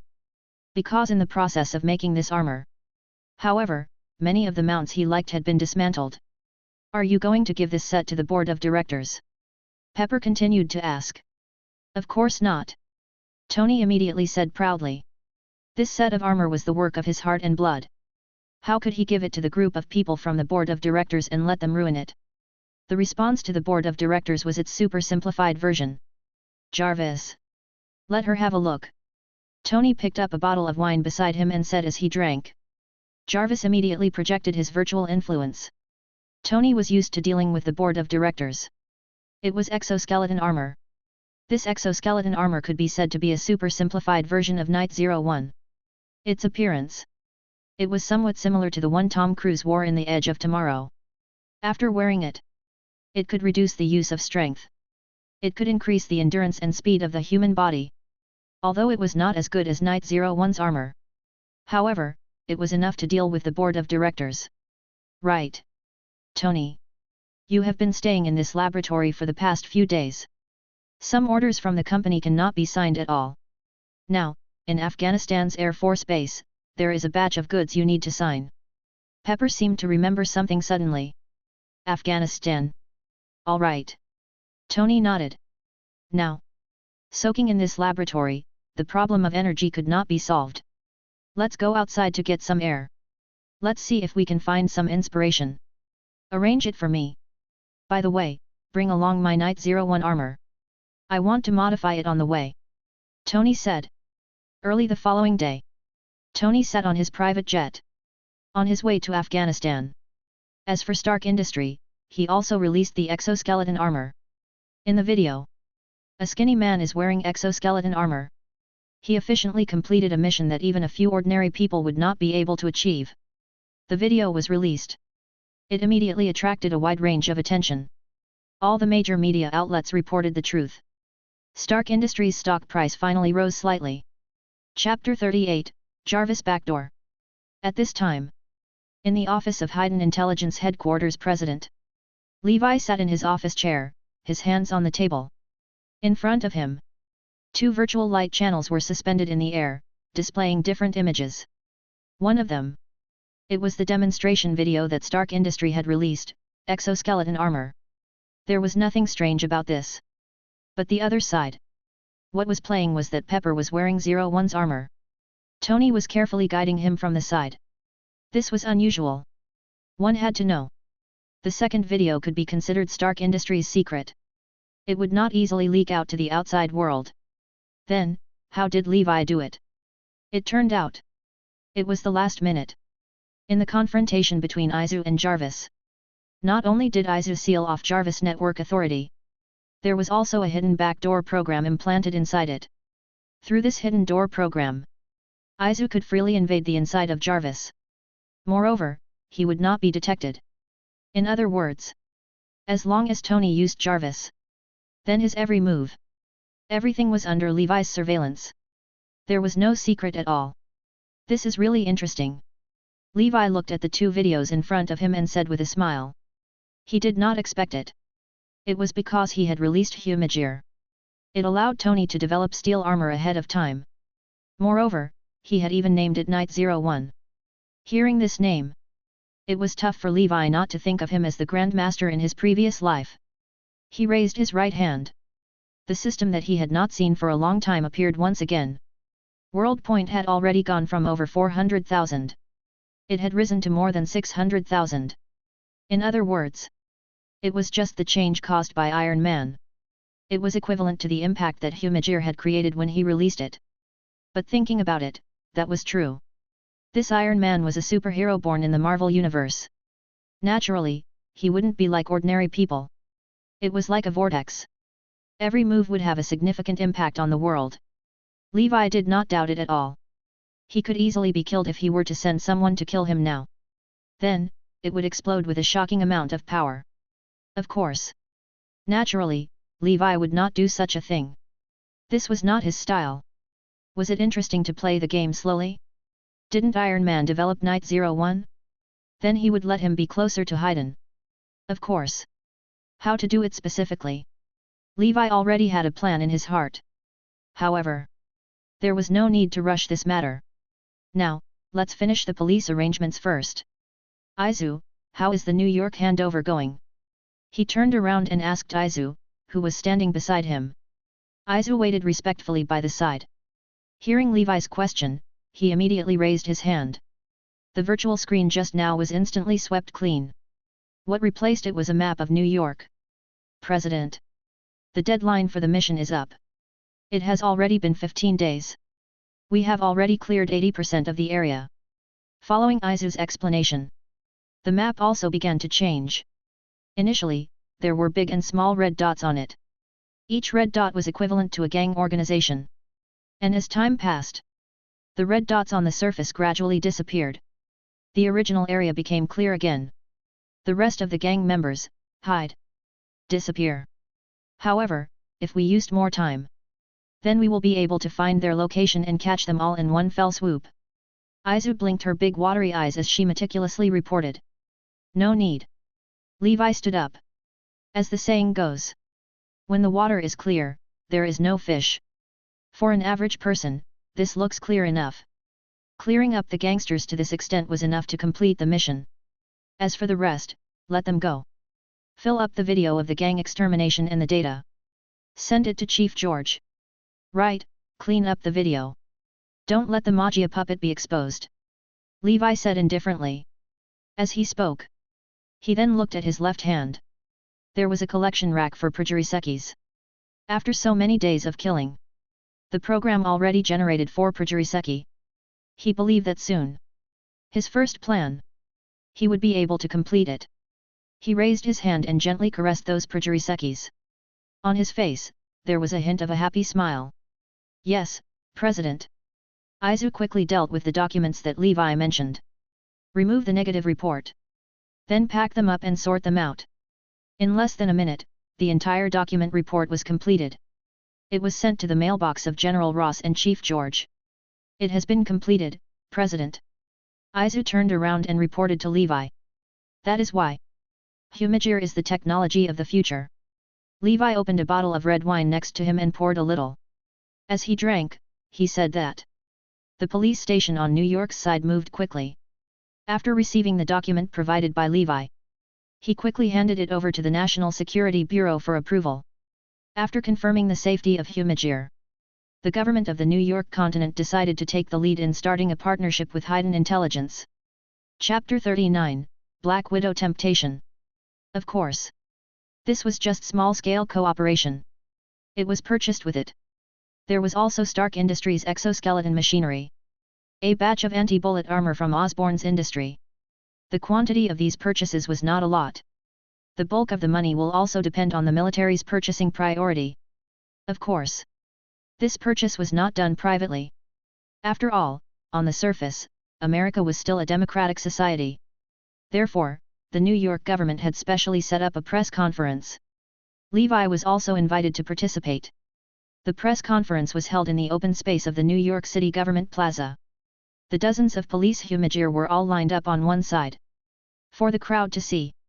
This press conference attracted many reporters. I think everyone has noticed New York's recent changes. And these changes were brought about by the artificial intelligence of Hiden technology. To ensure the safety of the citizens, we have already formed a IMS security team composed entirely of Humajir. So far, our New York police station has already reached an agreement with Hiden Intelligence. Hiden Technology will be supporting us for some time. They will provide 1,000 Humajir to our New York police station. Chief George spoke frankly to these reporters. Moreover, all the changes in New York during this period were announced to them. New York's gang members did not have any human rights. After Chief George finished speaking, we entered the press question session. Chief George straightened his tie. He was about to start the interview. Unexpectedly, the reporter's camera pointed at Levi, who was next to him. President Levi, is Hiden Technology planning to enter the military field officially? The reporters were focused on Hiden science and technology. For these people, Hiden Intelligence was the most important. With the reputation brought by Hiden Intelligence, it had a massive impact on young people. In such a situation, they naturally paid more attention to Hiden Intelligence. Chief George glanced at Levi and had to step aside consciously. Levi needs to announce such a thing himself. My reporter friends, we have been focusing on the civil service over the years. In the civil service products, our company has peaked. So, our eyes will naturally glance at the firearms industry. The new product that our Hiden Intelligence brought out, I think everyone has seen it for themselves. This is not all that our company prepared. Our company also has many other things to offer. But these preparations are not perfect at the moment, and I want to be able to take this at my own pace. Levi did not hide anything, directly saying that Hiden science and technology would enter the arms industry. How could he not interfere in such a profitable industry? Not to mention in the US, those who participated in the arms industry could get some other benefits. Since that's the case, can I think that Hiden science and technology has already decided to give up on the civil service industry? One of the reporters below stood up and said rudely. On the surface, they were a reporter. But in private, they might be from other companies. They came to the New York police station with at least some tasks. My reporter friend, although our company is planning to enter the arms industry, we will never forget our roots. This is something that our company cannot give up no matter what. Levi said very naturally. He had already expected this to happen before he came. He did not care if these reporters were doing this for the big news company or if they had accepted some other competitor's money. He had countless ways to deal with these matters. Then can we understand that your Hiden Intelligence already thinks that you have the same strength as Tony Stark's company? Another reporter also asked in a very tricky way. The words he said, he intended to create a discord. This was blatantly sowing discord between Levi and Tony Stark. If the two of them fought, it would be good news for the other companies. When two tigers fought, at least one would be injured. These people who watched the tigers fight would become the final winner. I want to say yes, this artificial intelligence from Hiden Technology. I don't think even Tony Stark can easily make them, right? When it was time to be modest, Levi would naturally be modest. But when it was time to brag, he must not hesitate. One had to know that Stark's stock had been down a little. However, Stark Industry is still a colossal company. They didn't expect Levi would be so direct. They had initially thought they would need to go through a series of questions before he could guide Levi to say such words. They had never expected that this matter would progress so smoothly. After answering some tricky questions from the others, Levi left directly. In the New York police station, the press conference is not the only thing waiting for him. After the press conference, there was a banquet waiting for him. In this banquet, he naturally deserved to be the protagonist. After all, this banquet was prepared for him. At this banquet, Levi felt Tony Stark's usual feelings. Just like the stars surrounding the moon, all the attention was on him. At this moment, a fragrant wind blew over, and a crisp voice sounded beside his ear. "Sir, is there anyone next to you?" He turned his head, a short distance beside him, looking at a confident woman with an upright figure, a black dress with a deep V chest, revealing a huge cleavage. She had long, wine-red hair, large eyes, and long eyelashes. The 10 centimeters high heels made her body look even more attractive. A pair of eyes looked at Levi, waiting for his answer. "Beautiful lady, you can sit anywhere you want," he said softly. The woman closed her legs and sat down beside him. Her body bent slightly forward, revealing a large expanse of her snow-white skin. Levi glanced at her indifferently before withdrawing his gaze. He snapped his fingers, and a waiter not far away quickly walked over. "Sir, what service do you need?" "Pour this lady a glass of wine," he said. "Okay." The waiter poured the wine and retreated far away. She picked up the wine glass and took a sip. Her lips, stained with wine, became even more red and attractive. "What's your name?" Levi asked. "Mr. Levi, you can call me Jessica." Her body trembled slightly. It could be seen that she was nervous. "Don't be nervous. I don't eat people," he teased. Levi should not be too familiar with this face. Although she pretended to be very friendly, neither her expression nor her movements showed it. Unfortunately, Levi had the foresight. He didn't reveal the identity of this Jessie, and he didn't want to get involved with S.H.I.E.L.D. For the time being. Since the other party was trying to fool him, he did not mind playing a play with them. "Are you a reporter?" Levi asked. "How did Mr. President know?" She looked surprised, her red lips slightly open. This is a judgment a businessman should have. He was very confident. "All right." Jessica spread her hands and said, "I am a reporter from the Federation Daily. My full name is Jessica Hannah. I remember that this ball did not invite any reporters. How did you get in?" Chapter 40, 1000%. A mysterious look appeared on Jessica's face. "President Levi, don't ask any more. This is a secret. For the sake of your beauty, I won't let anyone chase you out." Levi held the red wine glass and looked at her with a playful look. He looked at the woman in front of him unscrupulously. The latter's face was flushed. "Mr. Levi, can I have an exclusive interview with you?" Jessica quickly explained. "It won't take you a long time. It will only take a few minutes. I only got into the office last year. If I don't make any achievements, I will be fired soon." Her expression was pitiful. It had to be said. Such a beauty, coupled with such an expression. Almost no one could resist. But Levi was the same. He knew what kind of trouble was hidden behind this appearance. "Looks like that one-eyed bugger still has his eyes on me," he sneered in his heart. However, there was no change in Levi's expression. Instead, he said softly, "I usually don't know how to refuse beautiful women. Ask away, but I have the right to choose not to answer," he said with a fake smile. Jessica looked quite professional. Out of nowhere, she took out a pen and paper. Then he cleared his throat and began to interview. As the richest man in the recent times, can you tell me the secret of your success? Hearing this question, Levi smiled. He decided to tease this guy in front of him. 1000. If you want to succeed, you need 1000% effort. As he spoke, he raised a finger. He seemed to be making a solemn vow. The second question. May I ask why Hiden Intelligence wants to get into the military business? Wouldn't that cause a lot of casualties? She blinked her eyes and asked. First of all, we, Hiden Intelligence, marched into the military field not to cause harm, but to bring peace. Levi said seriously. Everyone knows. War will bring harm.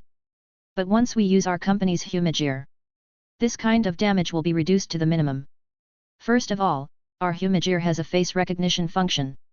For those unarmed civilians, they won't do any harm. And for those vicious bandits, Humagear will be their eternal nightmare. Levi said passionately. These words caused Jessica to be slightly stunned. Her face froze slightly. In her mind, some unpleasant memories seemed to appear. However, she quickly reacted.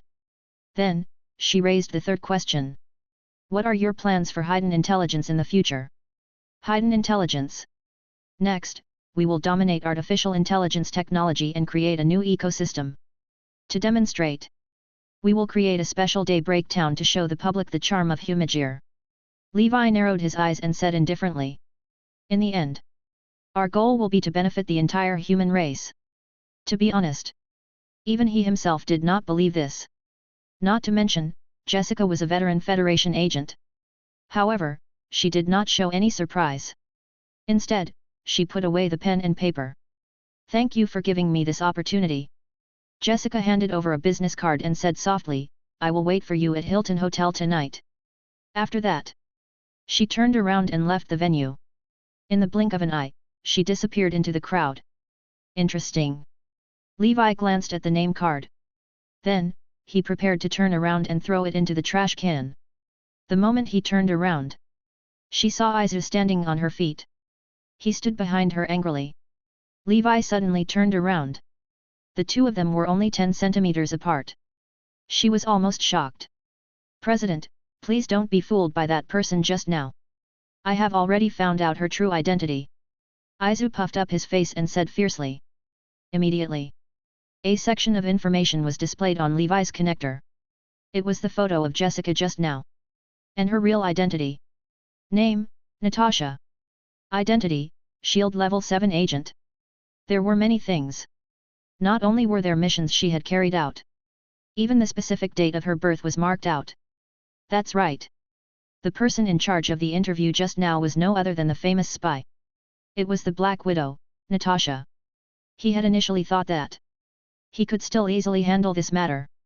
Unexpectedly, Nick Fury was already impatient. So quickly, he sent the Black Widow to gather information about him. He even wanted to use the honey trap. However, where did Izu know about this information? Where did you find this information? Levi asked with a smile. Hearing this question, Izu immediately lowered his head. She seemed a little embarrassed. I secretly hacked into S.H.I.E.L.D's database. I retrieved her information from it. Hearing this, Levi smiled. You have to know. When Humagear did not receive this order from its master, usually, it would not do anything by itself. However, Izu actually did this on her own whim.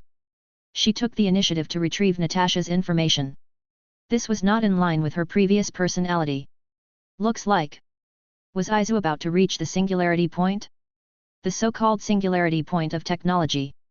It was the terminology of Kamen Rider 01. One must know. Humagear, the body is made up of machinery. A program writes its logic. However, the thinking program will produce a combination of logic at a particular moment. It will then produce the ability to think independently and distinguish right from wrong with its own will. From then on, some independent choices would be made. This phenomenon was the singularity of Humagear's technology. Once the singularity of the technology was achieved, it would be no different from an actual human. However, thinking about it, it made sense. Izu had been by his side for the longest time.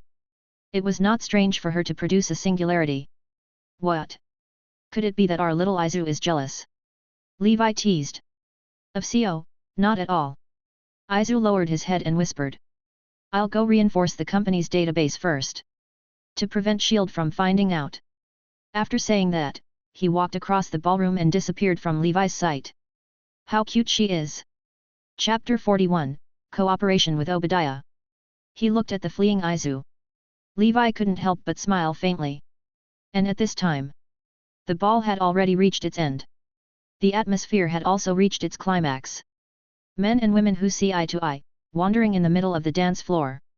Several government officials, embracing left and right, looked so happy. Meanwhile, Levi was holding a wine cup and walking on the edge of the dance floor. There were always beautiful or innocent girls coming over. They wanted to build a relationship with Levi. After Levi politely refused, he walked to the rooftop outside. He looked at the scenery outside. In the venue, some sharp-eyed people saw this scene. Everyone, excuse me. Obadiah, who was talking and laughing with a few arms tycoons, suddenly spoke. He immediately walked out of the dance floor. As for Levi, he leaned against the railing, shaking his red wine as he watched the scenery. He had a calm expression on his face. The dull sound of footsteps rang out, and Levi turned around. He saw a burly middle-aged man walking over. He was dressed in a dark silver suit. Paired with his shiny forehead, he looked very happy. Mr. Levi, why are you here alone? The head of Stark Industry, Obadiah, slowly walked over. Aren't you alone too? Levi took a sip of red wine and replied. The two clinked their glasses. Looks like Mr. Levi really likes the red wine. I have a box of fine red wine with me. I can send it to you tomorrow. Obadiah said with a smile. However, it was very obvious. His purpose for coming was not as simple as sending red wine. After chatting for a while, they got to the point. Mr. Levi, the military will start a big purchase soon. Have Hiden already participated in it? Obadiah asked with concern. After all, the military budget was at its peak in recent years. In the past, this profit was divided up by Stark Industry, Hammer Industries, Osborne, and other bona fide groups. But now, Hiden has risen as a competitor. What do you think? Levi did not deny it. I knew it. It seems that only you and Stark Industry will be able to get a share of the firearm purchase this year. Obadiah laughed. Isn't there also Hammer Industries? Levi joked. Is that kind of company qualified to set foot in the arms market? Obadiah laughs disdainfully. Hammer Industries was just a second-rate arms dealer. Basically, they are just eating leftovers. Obadiah was very clear. This time, the military was not only purchasing firearms. This kind of thing was rare in the military. What they needed were items that could increase the efficiency of the army. And according to the previous Science and Technology Summit, only the three companies met their requirements. That was Hiden, Stark, and the Osborne Industries. Humigear was a high-end goods for the army. A Humigear could replace a soldier. And with Stark's exoskeleton armor, he could only seize the low-end market. As for that Osborne Industries, the things he produced were neither good nor bad. As long as the two of them worked together to suppress the price, they controlled the product to a suitable price ratio. Then, the other arms dealers had no way out. If the two worked together, they would be able to eat until their bowl was full. After he spoke of his suggestion, Levi analyzed it. He quickly agreed to this idea. After all, his goal was to earn money. There was also World Point. It was acceptable to lower the price a little. Seeing that Levi had readily agreed to his suggestion, Obadiah was overjoyed. Come, let's have a toast for our cooperation. The big baldy raised his glass. Cheers. Levi raised his glass as well. Then, the two of them talked about the details of their cooperation. Just as the two of them were having a good time talking, Chief George walked over from somewhere. It was obvious. He seemed to have something to say to Levi. Obadiah observed his expression on his behalf. How powerful was this guy really is? In an instant, he understood what Chief George meant. After exchanging a few words, he tactfully left. The two of them chatted for a while. Levi learned that today would be the day. General Ross would also attend this banquet. Let's talk about the specific purchase plan. Just a shame. He seems to be dealing with what if. Rushing off to Brazil. After hearing this, how could Levi not understand? This General Ross must have gone to capture the Green Giant. But don't worry. Regarding the case of buying Humajir, it has been handed over to the Ministry of Defense. I believe the results will be out soon. Chief George patted Levi on the shoulder and said. The dinner lasted until very late. Only then did the party come to an end. Levi rode his own Hiden sports car and left the place. There were also more than a dozen members of the AIMS guards who had left together. They had all suffered some minor injuries in the previous battle. Therefore, they needed to return to Hiden Intelligence headquarters and carry out some maintenance work. On the other side, the waves crashed against the coast, and a woman in a suit stood on the beach, seemingly waiting for something. After a long time, she took out a cigarette but found that she had forgotten to bring a lighter. At this moment, a hand handed over a lighter from the side. Natasha, are you satisfied with your current work? The one-eyed dragon, Nick Fury, put away the lighter and said. I'm really not used to such a dull life. Natasha slowly blew out a smoke ring and mocked herself. Chapter 42, Attempt of Assassination. To Natasha. Although she was an agent, she yearned for a peaceful life in her heart. Did he come to see you? Nick Fury asked. No, according to the people inside. He directly threw away my note. This person is very cautious. She said with a serious expression. At the ball, she confirmed that her performance was perfect. She would never let anyone see any flaws. Natasha believed that as long as she was willing, she could make a man fall at any time. However, Levi did not fall for it. I had expected this. This guy is not easy to deal with. Nick Fury said in a deep voice. However, the technology he possesses is something many people yearn for. He could achieve such a breakthrough in such a short period, all by himself. To be honest, I do not believe it. Your mission is to find out if other forces are supporting him. If it's possible, bring back Humajir's blueprint. Nick Fury continued. Do you think I'm Superman? After listening, Natasha's face darkened. No other things that we could do right now. Nick Fury said with a bitter smile. You must know that many extremely vicious criminal groups have already set their eyes on Hiden Intelligence. If these technologies were to fall into their hands, the consequences would be disastrous. It's too horrible to contemplate. Nick Fury said righteously. I can only do my best. Natasha sighed. I believe you. After all, in S.H.I.E.L.D., you are the #1 secret agent beside me. Nick Fury did not forget to brag about himself. However, while Nick Fury and Natasha were still discussing how to sneak into Hiden's headquarters, at S.H.I.E.L.D. headquarters, in the office of the Director of the Safety Council, all the security systems had been breached. The entire office became dark. Only the big screen at the front was emitting light.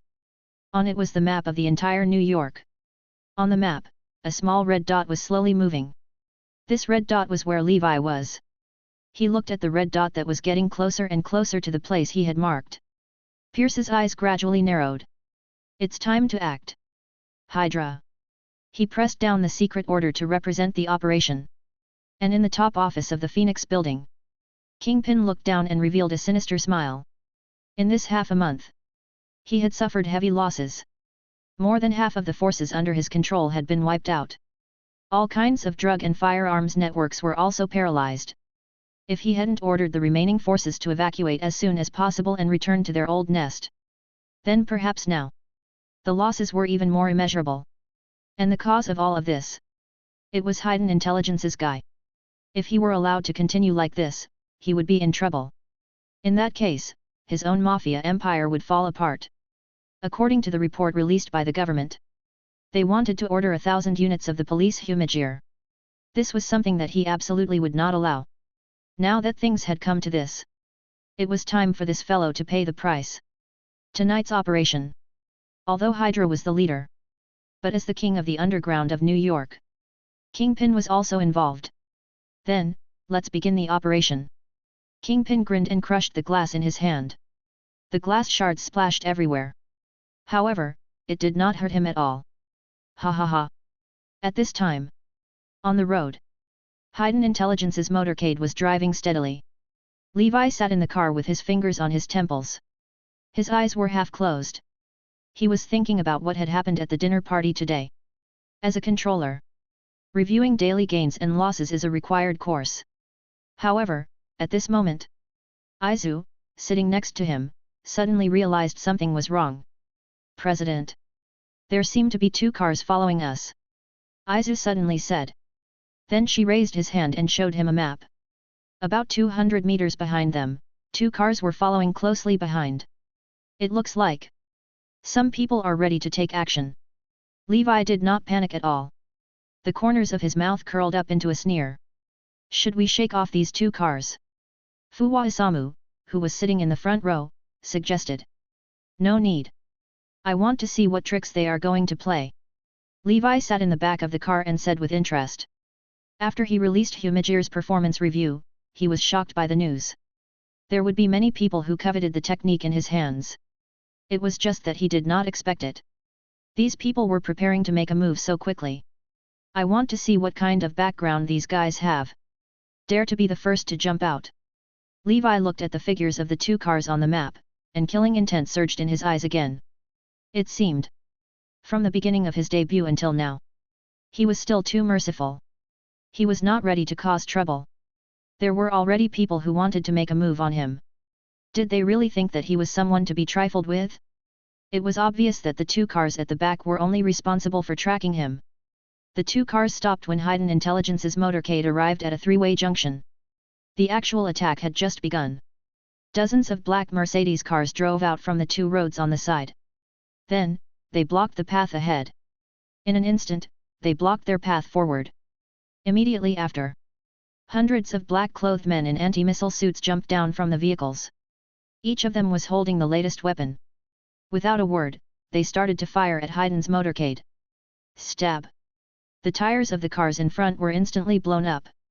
They stuck close to the road, rubbing against each other and creating sparks. Not long after, they were forced to stop by the side of the road. Immediately after, countless bullets shot out from the muzzle of the gun. It swept toward the cars as if it was a free bird. Bang bang bang! For a moment. In an instant, countless bullet holes appeared in the cars. The only exception was the sports car that Levi was driving.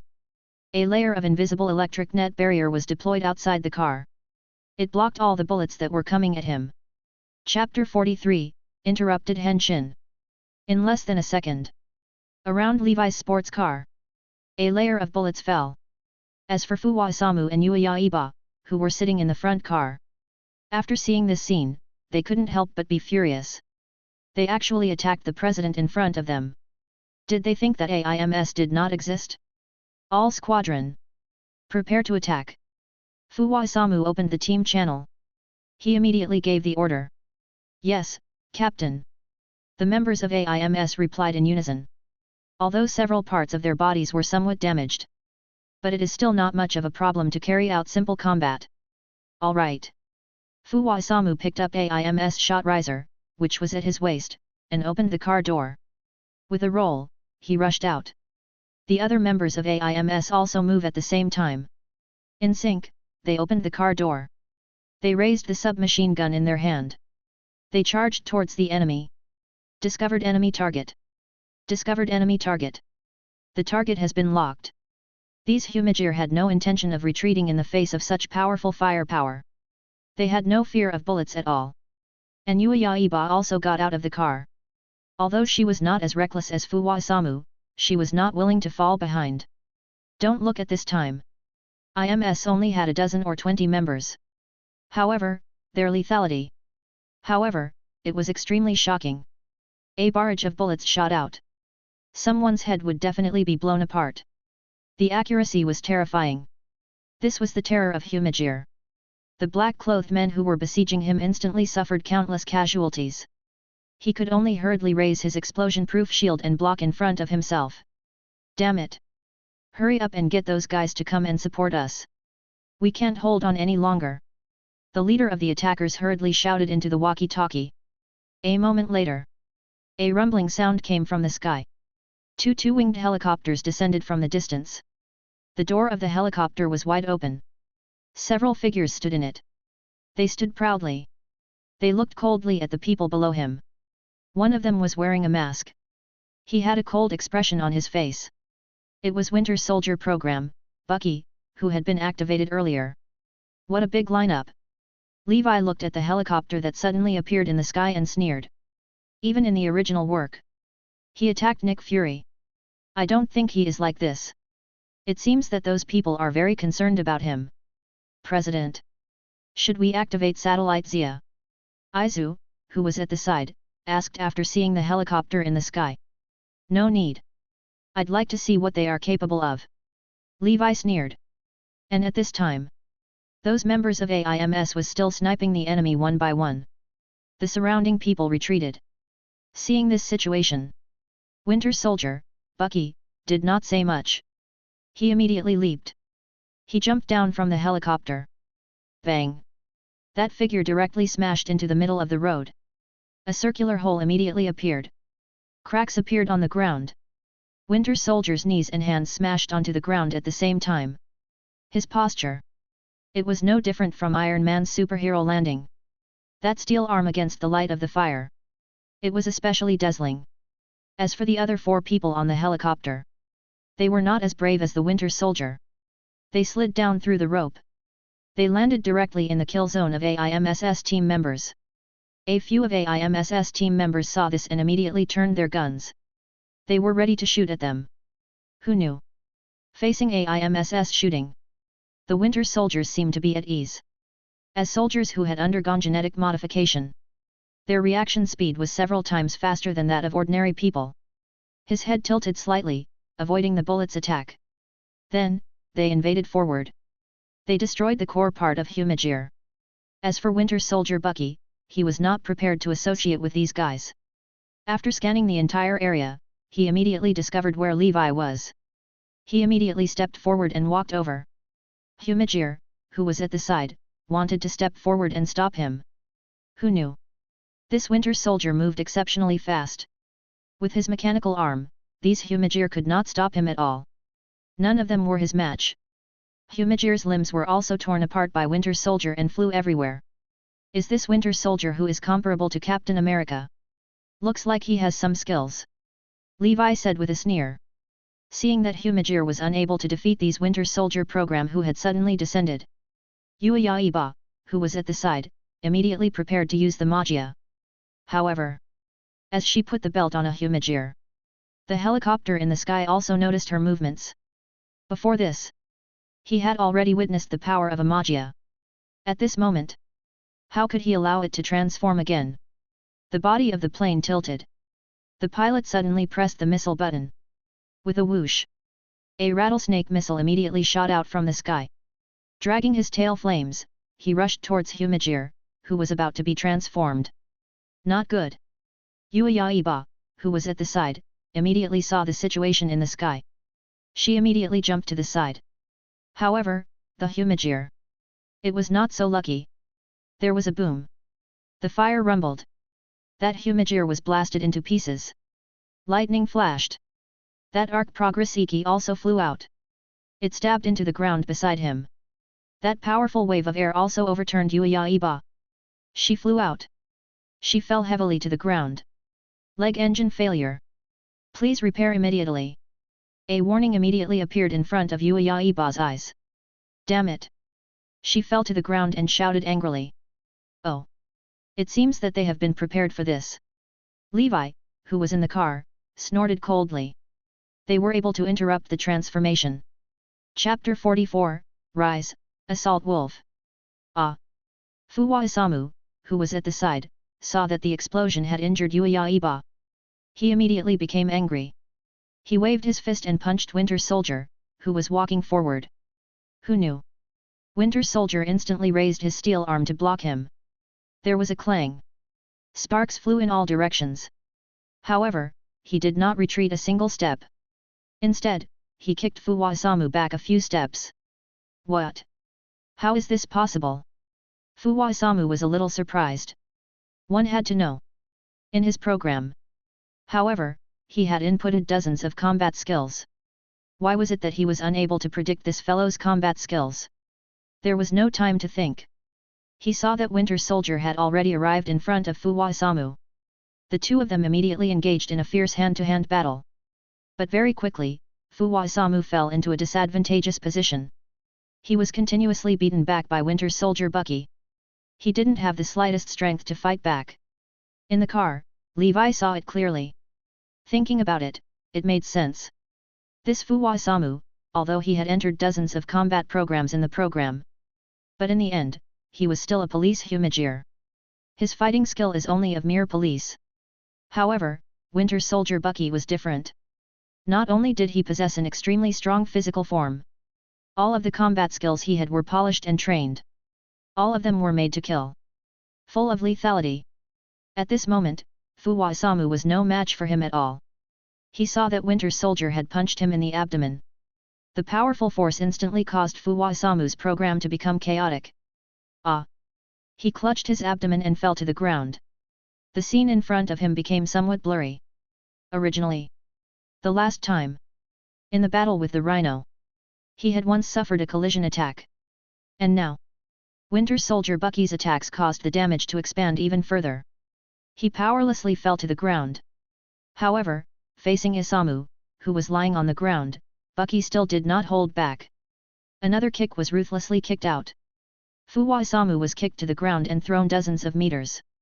Half of the artificial skin on his face had been torn out. The electronic patterns on his face were revealed. It looked a bit like the Terminator. KRRRSSSZZZZT. Lightning came out of it. Fuwasamu fell to the ground. The scene in his eyes was a bit blurry. He raised his head. He looked at those Winter Soldier program who were wantonly slaughtering his opponents. Uayaiba fell to the ground and was about to be shot by the grenade in the sky.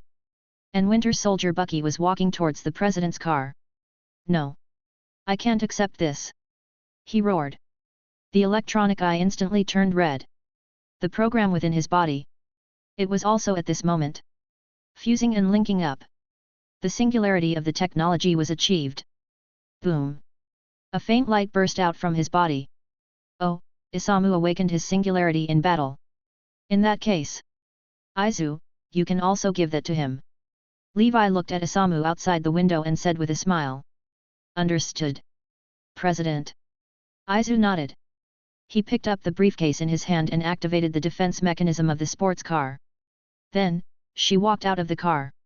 When those Winter Soldier program saw this, they all turned around. Now, they had already dealt with most of the Humagear present.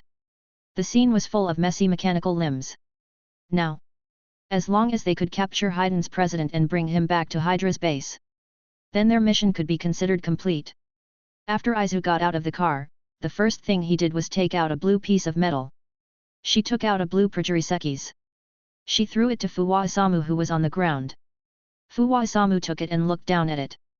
This blue Projirisekis was somewhat similar to the Punching Kong Projirisekis from back then. However, there were a few more details. There was a wolf sculpture on the shiny blue surface. On the other side, there was also a unique silver grip. It seemed that it was a bit more advanced than the previous Projirisekis. The truth was indeed so. Previously, while exterminating the gang, Fuwasamu had used multiple Projirisekis. All the forms of Projirisekis. The data of those battles. All of them were recorded in Hiden's databank. Later, ARC also obtained this batch of information. Thus, based on shooting wolf, it injected some new programs into it. Thus, it formed a brand new Projirisekis. Assault Wolf. Originally, Levi was thinking. This time, when he returned, he would upgrade Fuwasamu. This way. Only then would he be able to use this Assault Wolf Projirisekis. How would he know? He had comprehended it on his own during battle. He had broken through the singularity point of technology. In that case, he was qualified to use this piece of Projirisekis. And when he saw this scene, the fighter jet in the sky immediately lost its composure. They already knew that Projirisekis could carry out a transformation. Naturally, they would not ignore him. The muzzle of the cannon was immediately fixed on Fuwasamu. Prepare to shoot. However, at this moment, Izu, who was below, suddenly raised the metal briefcase in his hand. He saw the metal briefcase. It instantly changed shape. Catching! In the blink of an eye, it changed into the appearance of a gun. The muzzle of the gun instantly condensed into a dazzling light. Immediately after, pulled the trigger. Boom! A beam of light shot out instantly. The huge impact caused Izu's feet to sink. The ground was stepped into a hole. As for the plane, it was directly hit. With a boom, it exploded in the sky. It was like fireworks. Resplendent and gorgeous. And above the ground. Taking this rare opportunity, Fuwa Isamu got up from the ground. Chapter 45, Protector's Singularity. He looked around. He found that the battlefield was a mess. Many of his AIMSS comrades had been broken into pieces. Yaiba also fell to the ground. Unable to move. Although now, the helicopter in the sky had been destroyed. However, the 5 winter soldiers still existed. On the periphery, there was a large number of black-clothed people eyeing them covetously. He wanted to protect his remaining companions here. He wanted to resist all the attacks by himself. That's right.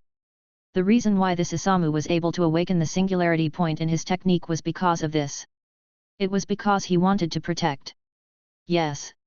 Every Humajir had to grasp one thing to awaken. It was the emotion or quality that only humans possessed.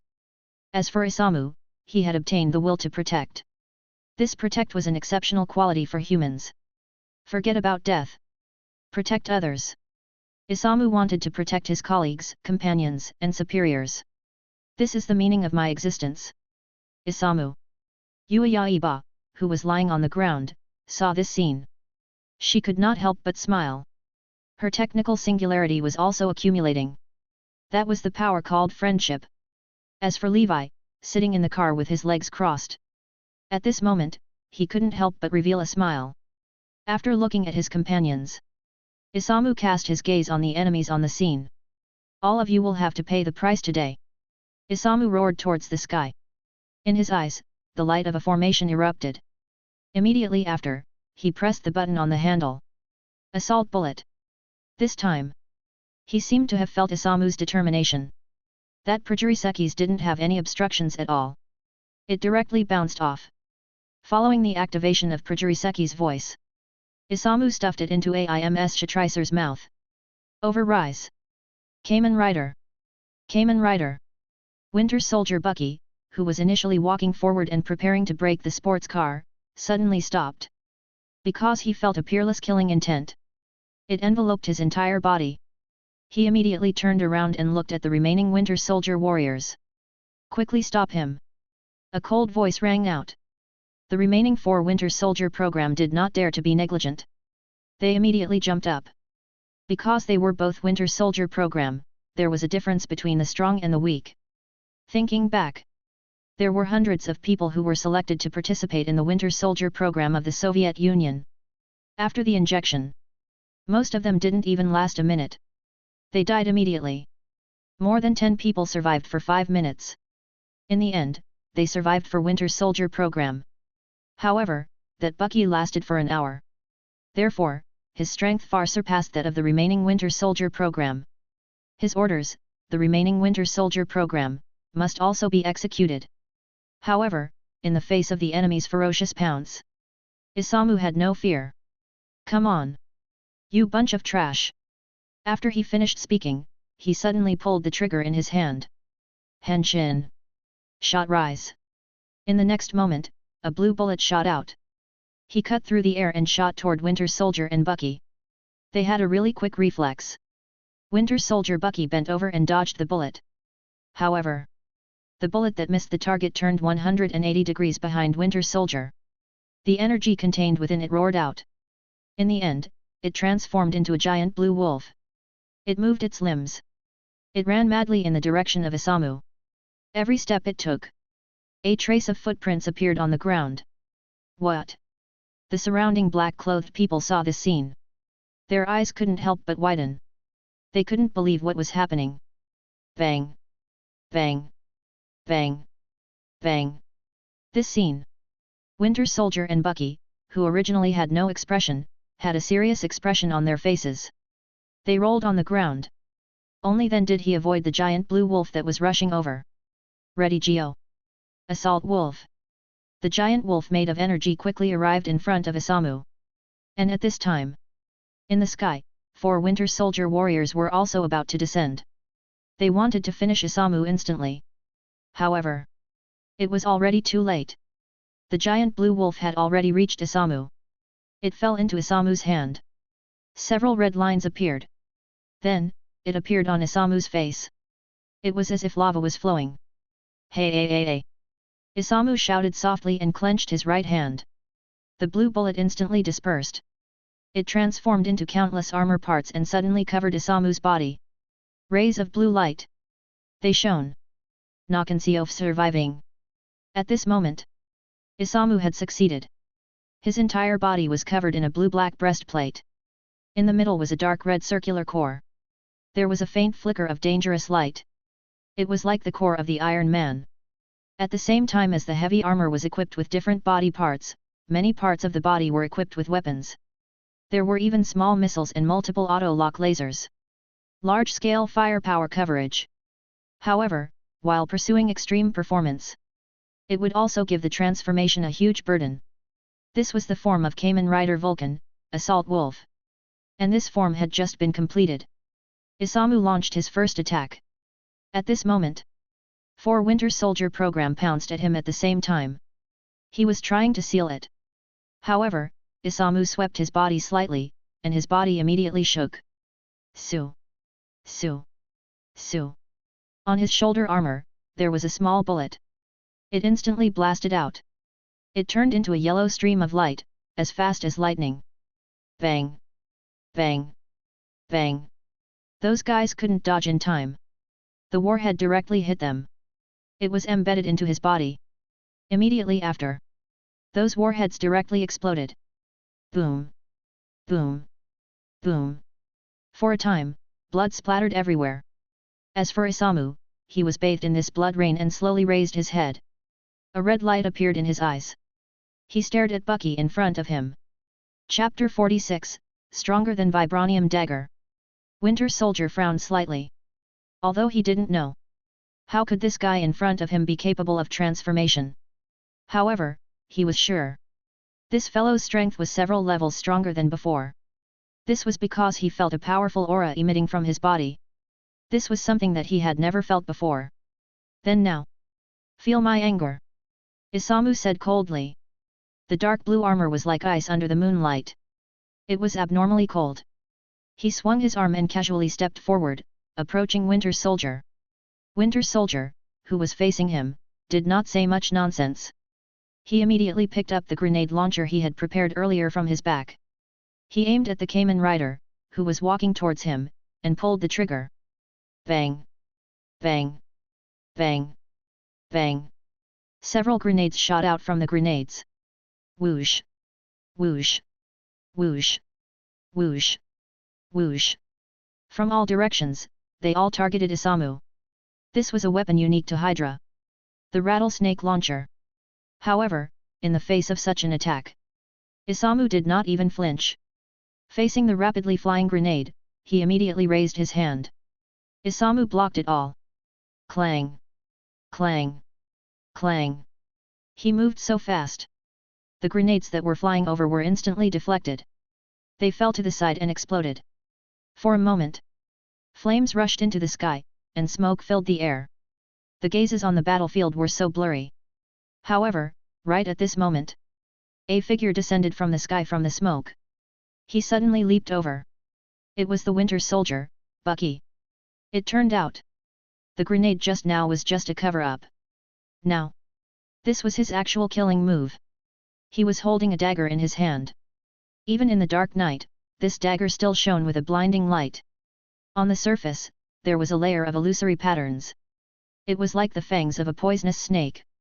It was incomparably gorgeous. Don't underestimate this dagger. Within this dagger is made from vibranium. Of course, it wasn't entirely made from vibranium. After all, vibranium was a costly metal. Even with just a bit of mix, the strength of this dagger was already far greater than ordinary metal.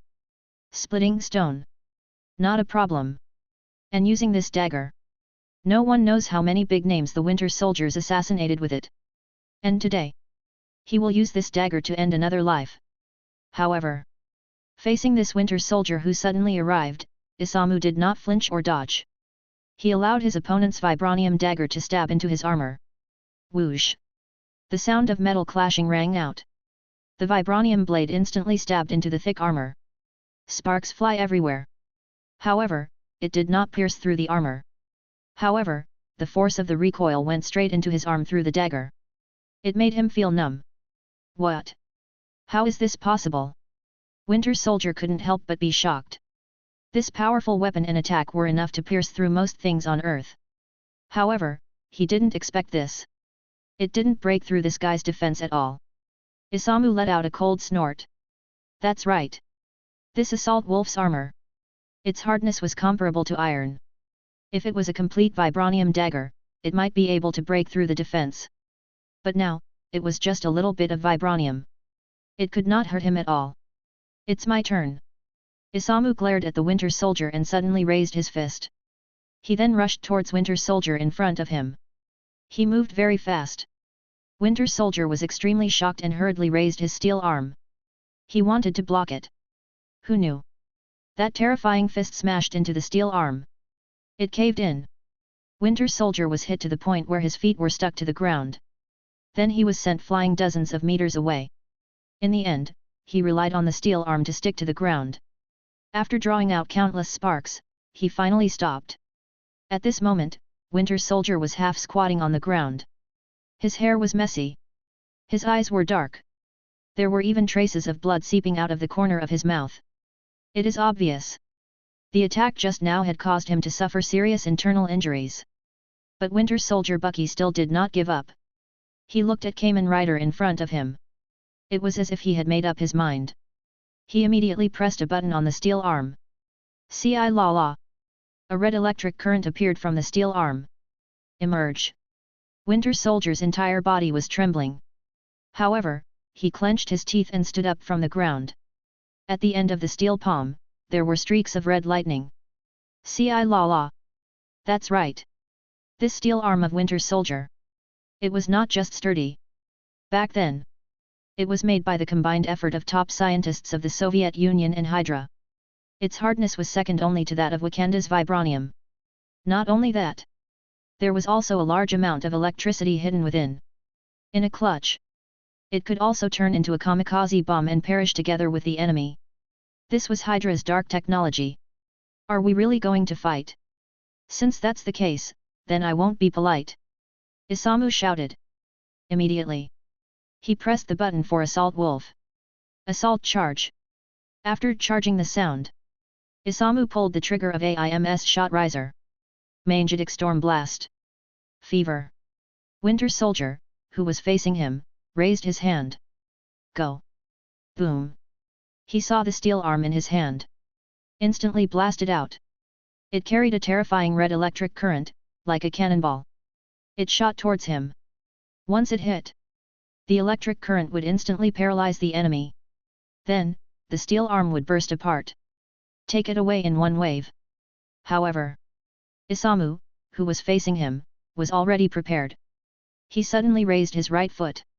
The energy in Assault Wolf Prajurisecki's. It continuously flowed into his right foot. Then, a purple-blue wolf head formed on his right foot. Immediately after, he was prepared to release this attack. Along with the steel arm, he buried Winter Soldier in this powerful attack. Chapter 47, Another Izu. If this attack hits, that Winter Soldier has no chance of survival. However, just as Isamu raised his foot, just as he was about to launch this fatal attack, his headphones suddenly lit up at this moment. Then, Levi's voice rang out. Isamu, don't kill this guy. I want to keep him. He has other uses. Isamu heard this. He immediately nodded his head. Yes, Sir President. And at this time, the steel arm sped up and flew over. Red lightning swirled around. It was like a poisonous red snake in the night sky that suddenly shot out. It wanted to pierce through Isamu in an instant. And Isamu was not waiting either. The rider kicked out. Roar. The shadow of the blue wolf head at his feet suddenly sprang out. Shoo. He ran all the way madly. The wolf head phantom bit down on the steel arm. Then, it held it in its mouth and madly rushed forward. Its speed was as fast as lightning. The entire road passed in a split second. Although it was just an attack at the end. However, it still shoots Winter Soldier up into the air. His entire body was uncontrollably smashed into a car at the side. Bang! The car's window shattered in an instant. The car door also caved in instantly. As for Bucky, they were lying there. The entire person fell into the car. Fresh blood flowed from his forehead. His head tilted down and he fainted. This was the result of Isamu's hard work. If he was hit directly by the electromagnetic storm explosion, perhaps now he was nothing but a pile of minced meat. And at this moment, the wolf-head shadow continued to run away with the steel arm. Along the way, a deep gully was plowed out. Then, it blasted violently on a rocky hill beside the road. There was a boom sound. A world-shaking rumble accompanied it. That rocky hill was blasted to pieces. A huge crater appeared on the spot. From this, it could be seen the power of this attack. The surrounding black-clothed people saw this scene. They couldn't help but widen their eyes. Their eyes were filled with fear. And inside the car, Levi. After watching this magnificent explosion, only then did he turn his head back. This assassination drama had finally come to an end. He raised his hand and pressed the communicator. Izu, get Isamu to get rid of the rest of the guys. Leave none alive. He said coldly. Then, let the Hiden Intelligence Headquarters Repair Department come. Deal with the scene and see if those members of AIMS can be recycled. In fact, Humajir only needed their core to survive. They could still be saved. As long as it's still intact. Also, let Satellite Zia monitor it. Don't let any video data leak out. Izu, who was outside, immediately nodded after hearing this. Understood. President. She first turned her head and looked at Isamu. I'll leave this place to you for now. Catch. After saying that, she threw the briefcase in her hand to Isamu. Isamu removed the armor and nodded immediately. One of them took the briefcase. Then, he inserted Assault Wolf into it. He turned around and looked behind him. Not good. Run. When these men in black saw this scene, they were immediately frightened and panicked. They scattered and fled in all directions. As for Isamu, he naturally would not let them go. He raised the briefcase in his hand and chased after them. He launched a ruthless slaughter against these fellows. And Izu. After handing the briefcase to Isamu, she turned around and walked to the side. She helped Yaiba up from the ground. Then, her headphones lit up, and she instantly called Humajir's supervisor, Shesta. Shesta was the first batch of Humajir to be created. Just like Izu. She was also a secretary Humajir. She had the style of an elder sister. Because of Izu, Levi placed her in Hiden's internal post. She was mainly responsible for handling matters related to Humajir. At this moment, after receiving Izu's call, Shesta quickly took action. She immediately mobilized the logistics type Humajir. Then sent them to the scene. After dealing with these matters, only then did Izu bring Yaiba back to the car. President. I'm very sorry. This time, we couldn't find any clue about these guys. That's why the situation became like this. As soon as Yaiba got into the car, he lowered his head and apologized to Levi. Let's not talk about this now. Everything can wait until we return to the company. Levi sat in the car and said lightly. The sports car immediately started up. Wang! The sports car roared and sped towards Hiden Intelligence Headquarters. To prevent another attack, the protective cover kept turned on. Soon after, they arrived at Hiden Intelligence Headquarters. Izu, take Yaiba with you. Go to the repair department and treat her. Then take the others with you and go to the scene to deal with the mess. After getting off the car, Levi smiled and instructed Izu.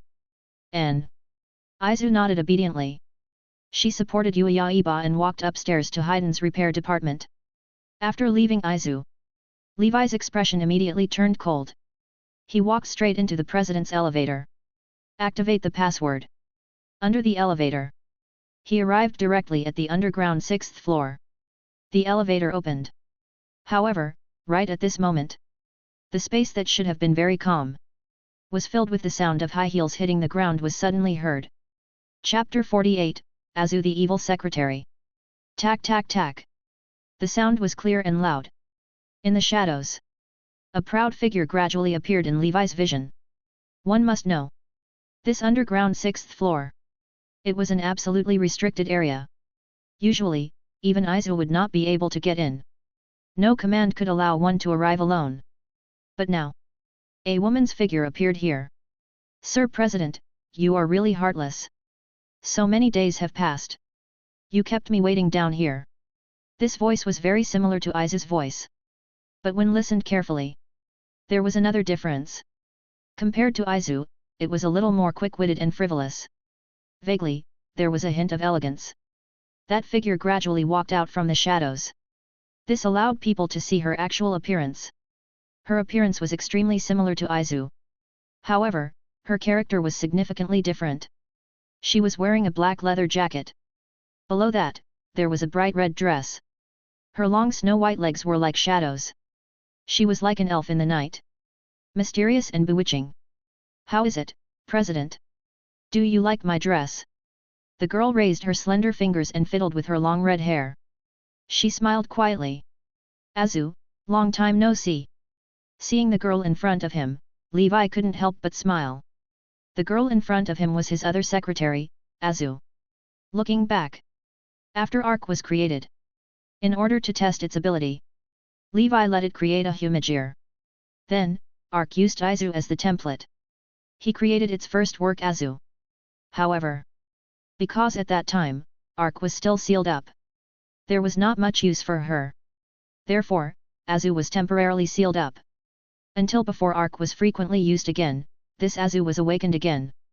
If it was said that Izu was the secretary who accompanied him under the sun, this Azu was the existence that he escaped into the darkness with. I really miss Mr. President. Azu rushed forward. She hugged Levi. Compared to the quiet Izu, he was more lively and active. All right. Azu. I came here because I have something to do.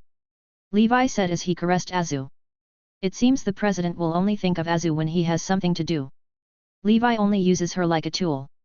Woo. You really sad. Azu raised his hand and covered her face. He looked at the Azu in front of him. Levi couldn't help but smile bitterly. Thinking back to when he created her.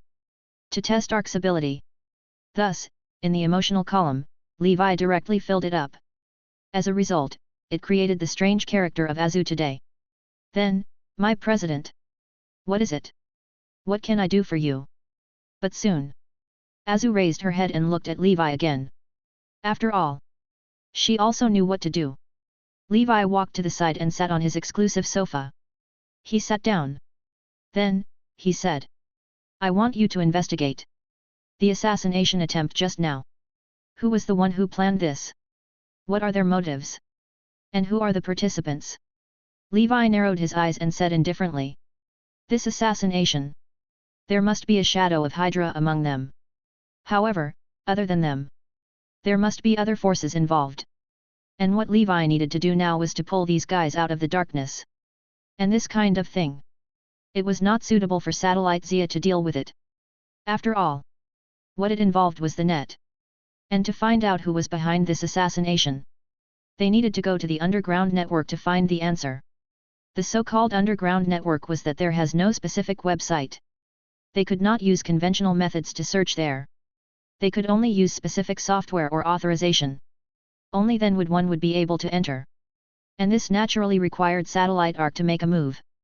If said, Satellite Zia was an incomparably noble existence in the bright net. That Satellite Arc. He was the king of the underground network who looked down on everything. Yes, sir. My president. Azu closed her eyes and nodded. Then, her eyes opened again. Buzz. A bright red light immediately flashed. Within it, there seemed to be countless malice. Satellite Arc. Authority activated. Underground network information, search. Along with Azu's voice, the evil Satellite Arc below also started to move. A red light shot out from the center of the evil eye. In a split second, countless red web pages floated in the air. They filled the entire underground space of the 6th floor. There were countless. They were like densely packed stars. These were the contents of the dark net. Revenge. Drugs. Desire. It showed the darkness in human nature. It was vividly displayed. Begin search. He saw that Azu was waving her hands. He started his own investigation. Search keywords. Assassination. Crash. In just an instant, more than half of the scarlet web pages had disappeared.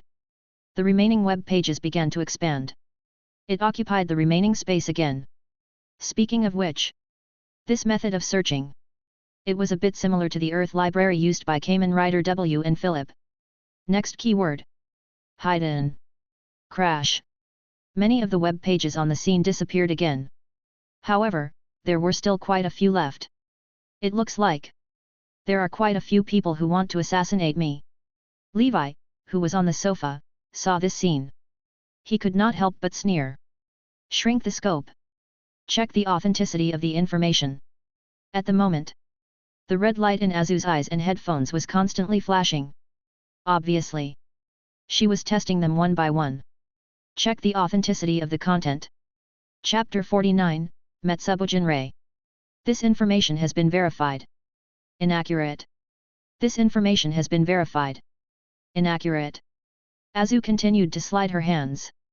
Those useless pieces of information instantly turned into scarlet light spots. They disappeared into the air. In the end, in the entire space, there were only 3 information panels left. Filter through. Deleted 3184 strip of invalid information. Received 3 useful pieces of information. Until now, Azu finally breathed a sigh of relief. This information search. It was still a bit difficult. I found it. President. Azu skipped over to Levi's side. He then sat on the edge of the sofa. Is that so? Let me take a look. Who is it, the person who has secretly planned all this? Levi looked at the 3 screens. He raised his hand. He clicked open the first message. It was audio file. After opening it, the sound of Kingpin talking to Bureau Chief Shield, Pierce. They talked about their deal in detail. And the subsequent plans. As expected. Levi smirked coldly. In fact, when he was attacked just now, he already had some speculations in his head. It was just that there was no actual evidence. Thinking about it, that was also true. Kingpin was New York's underground emperor. How could he not retaliate when his territory was swept away? However, he had never expected that this fellow would actually not make a move himself. Instead, he goaded Hydra. This was indeed a good method. The second part was the video data. It was playing the video of Hydra's meeting.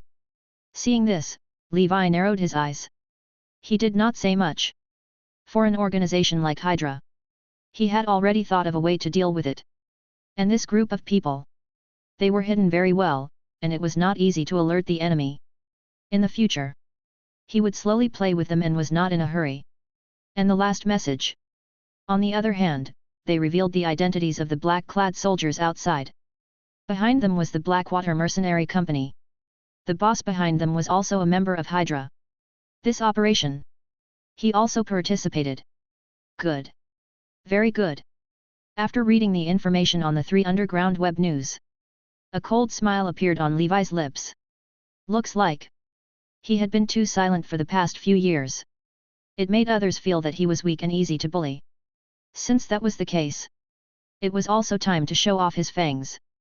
Azu. Reactivate the Metsubujinrei.net. Levi said coldly. Yes, President. Azu said happily. Speaking of which, she was also a member of Metsubujinrei.net. Thinking back to the past. The original ARC.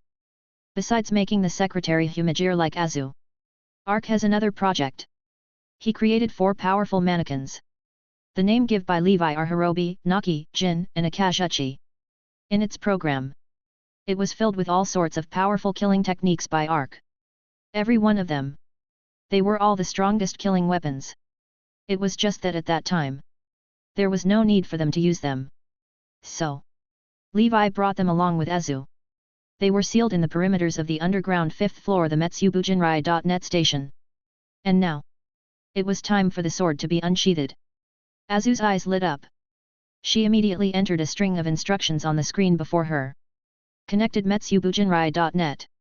A moment later, a prompt appeared in Azu's mind. Then, all of you, wake up. Finished speaking. She pressed the last button on the screen. Boom! Just at this moment, the originally dark underground 5th floor instantly turned scarlet.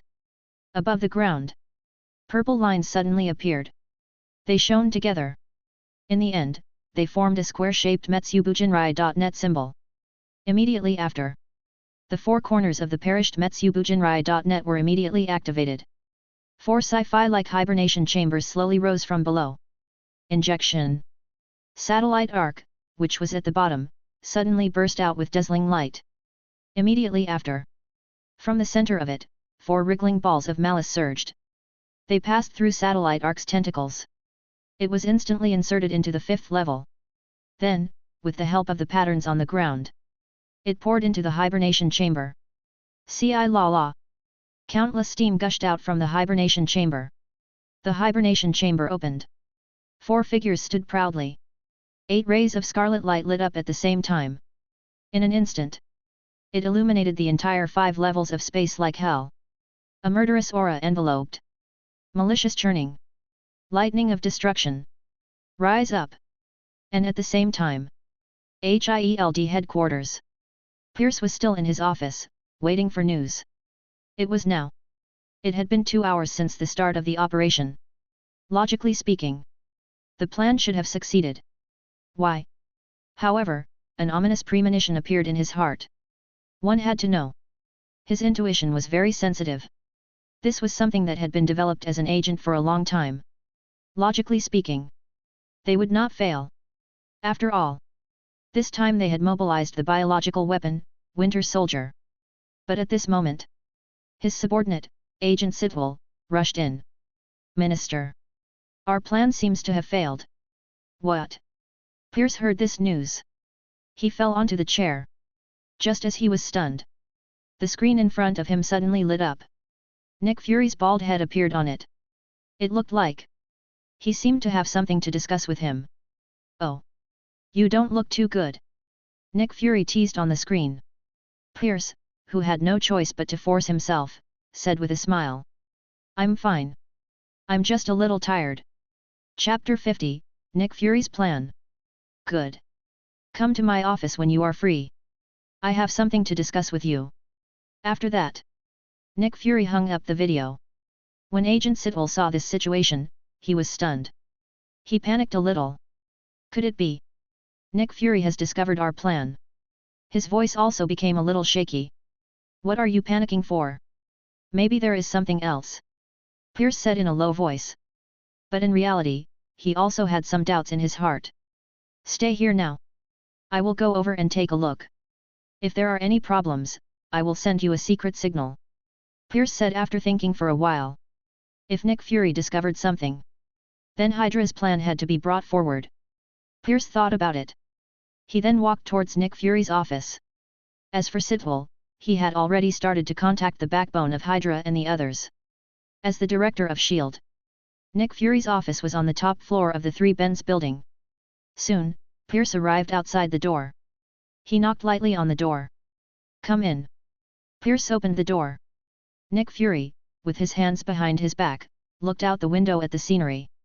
At this time, Nick Fury had just finished talking with the Black Widow before returning to S.H.I.E.L.D. Come, sit down. He turned around and greeted him. The two exchanged greetings for a while. Soon, they got to the point. Recently, I discovered the agents of S.H.I.E.L.D., and there have been a lot of casualties. Nick said as he served Pierce a cup of tea. Hearing this, Pierce immediately tensed up. One had to know. This S.H.I.E.L.D. agent had recently got many casualties. But it had a lot to do with them, Hydra. In order to allow Hydra to better infiltrate S.H.I.E.L.D. Every year, they, Hydra, would always try to brainwash S.H.I.E.L.D.'s low-level agents. They would carry out a brainwashing session. If they succeeded, they would successfully absorb them and enter the organization. And if they were found, they would not be able to absorb it. Pierce would have S.H.I.E.L.D.'s internal staff assign them to participate in some high-difficulty missions. These missions were extremely dangerous. It is the same as telling them to die. That was why Nick Fury mentioned this earlier. Could it be? This man had discovered his plan. He raised his hand and slowly inserted it into his pocket. He was ready to press the button. Inform Sitwell to start the plan. However, I also understand that this is a normal loss. Unexpectedly, Nick Fury's following words immediately pulled him back. That's right. The recent mission is indeed a bit too dangerous. Pierce quickly added. So we should quickly recruit a new batch of members. If you says so. Nick Fury took a sip of tea and continued. Pierce's heart tightened again. One had to know. The job of recruiting new people had always been done by his subordinates. Every time he recruited a new person, they would secretly arrange a group of Hydra's spies among them. There were not many. But it has been accumulating for months.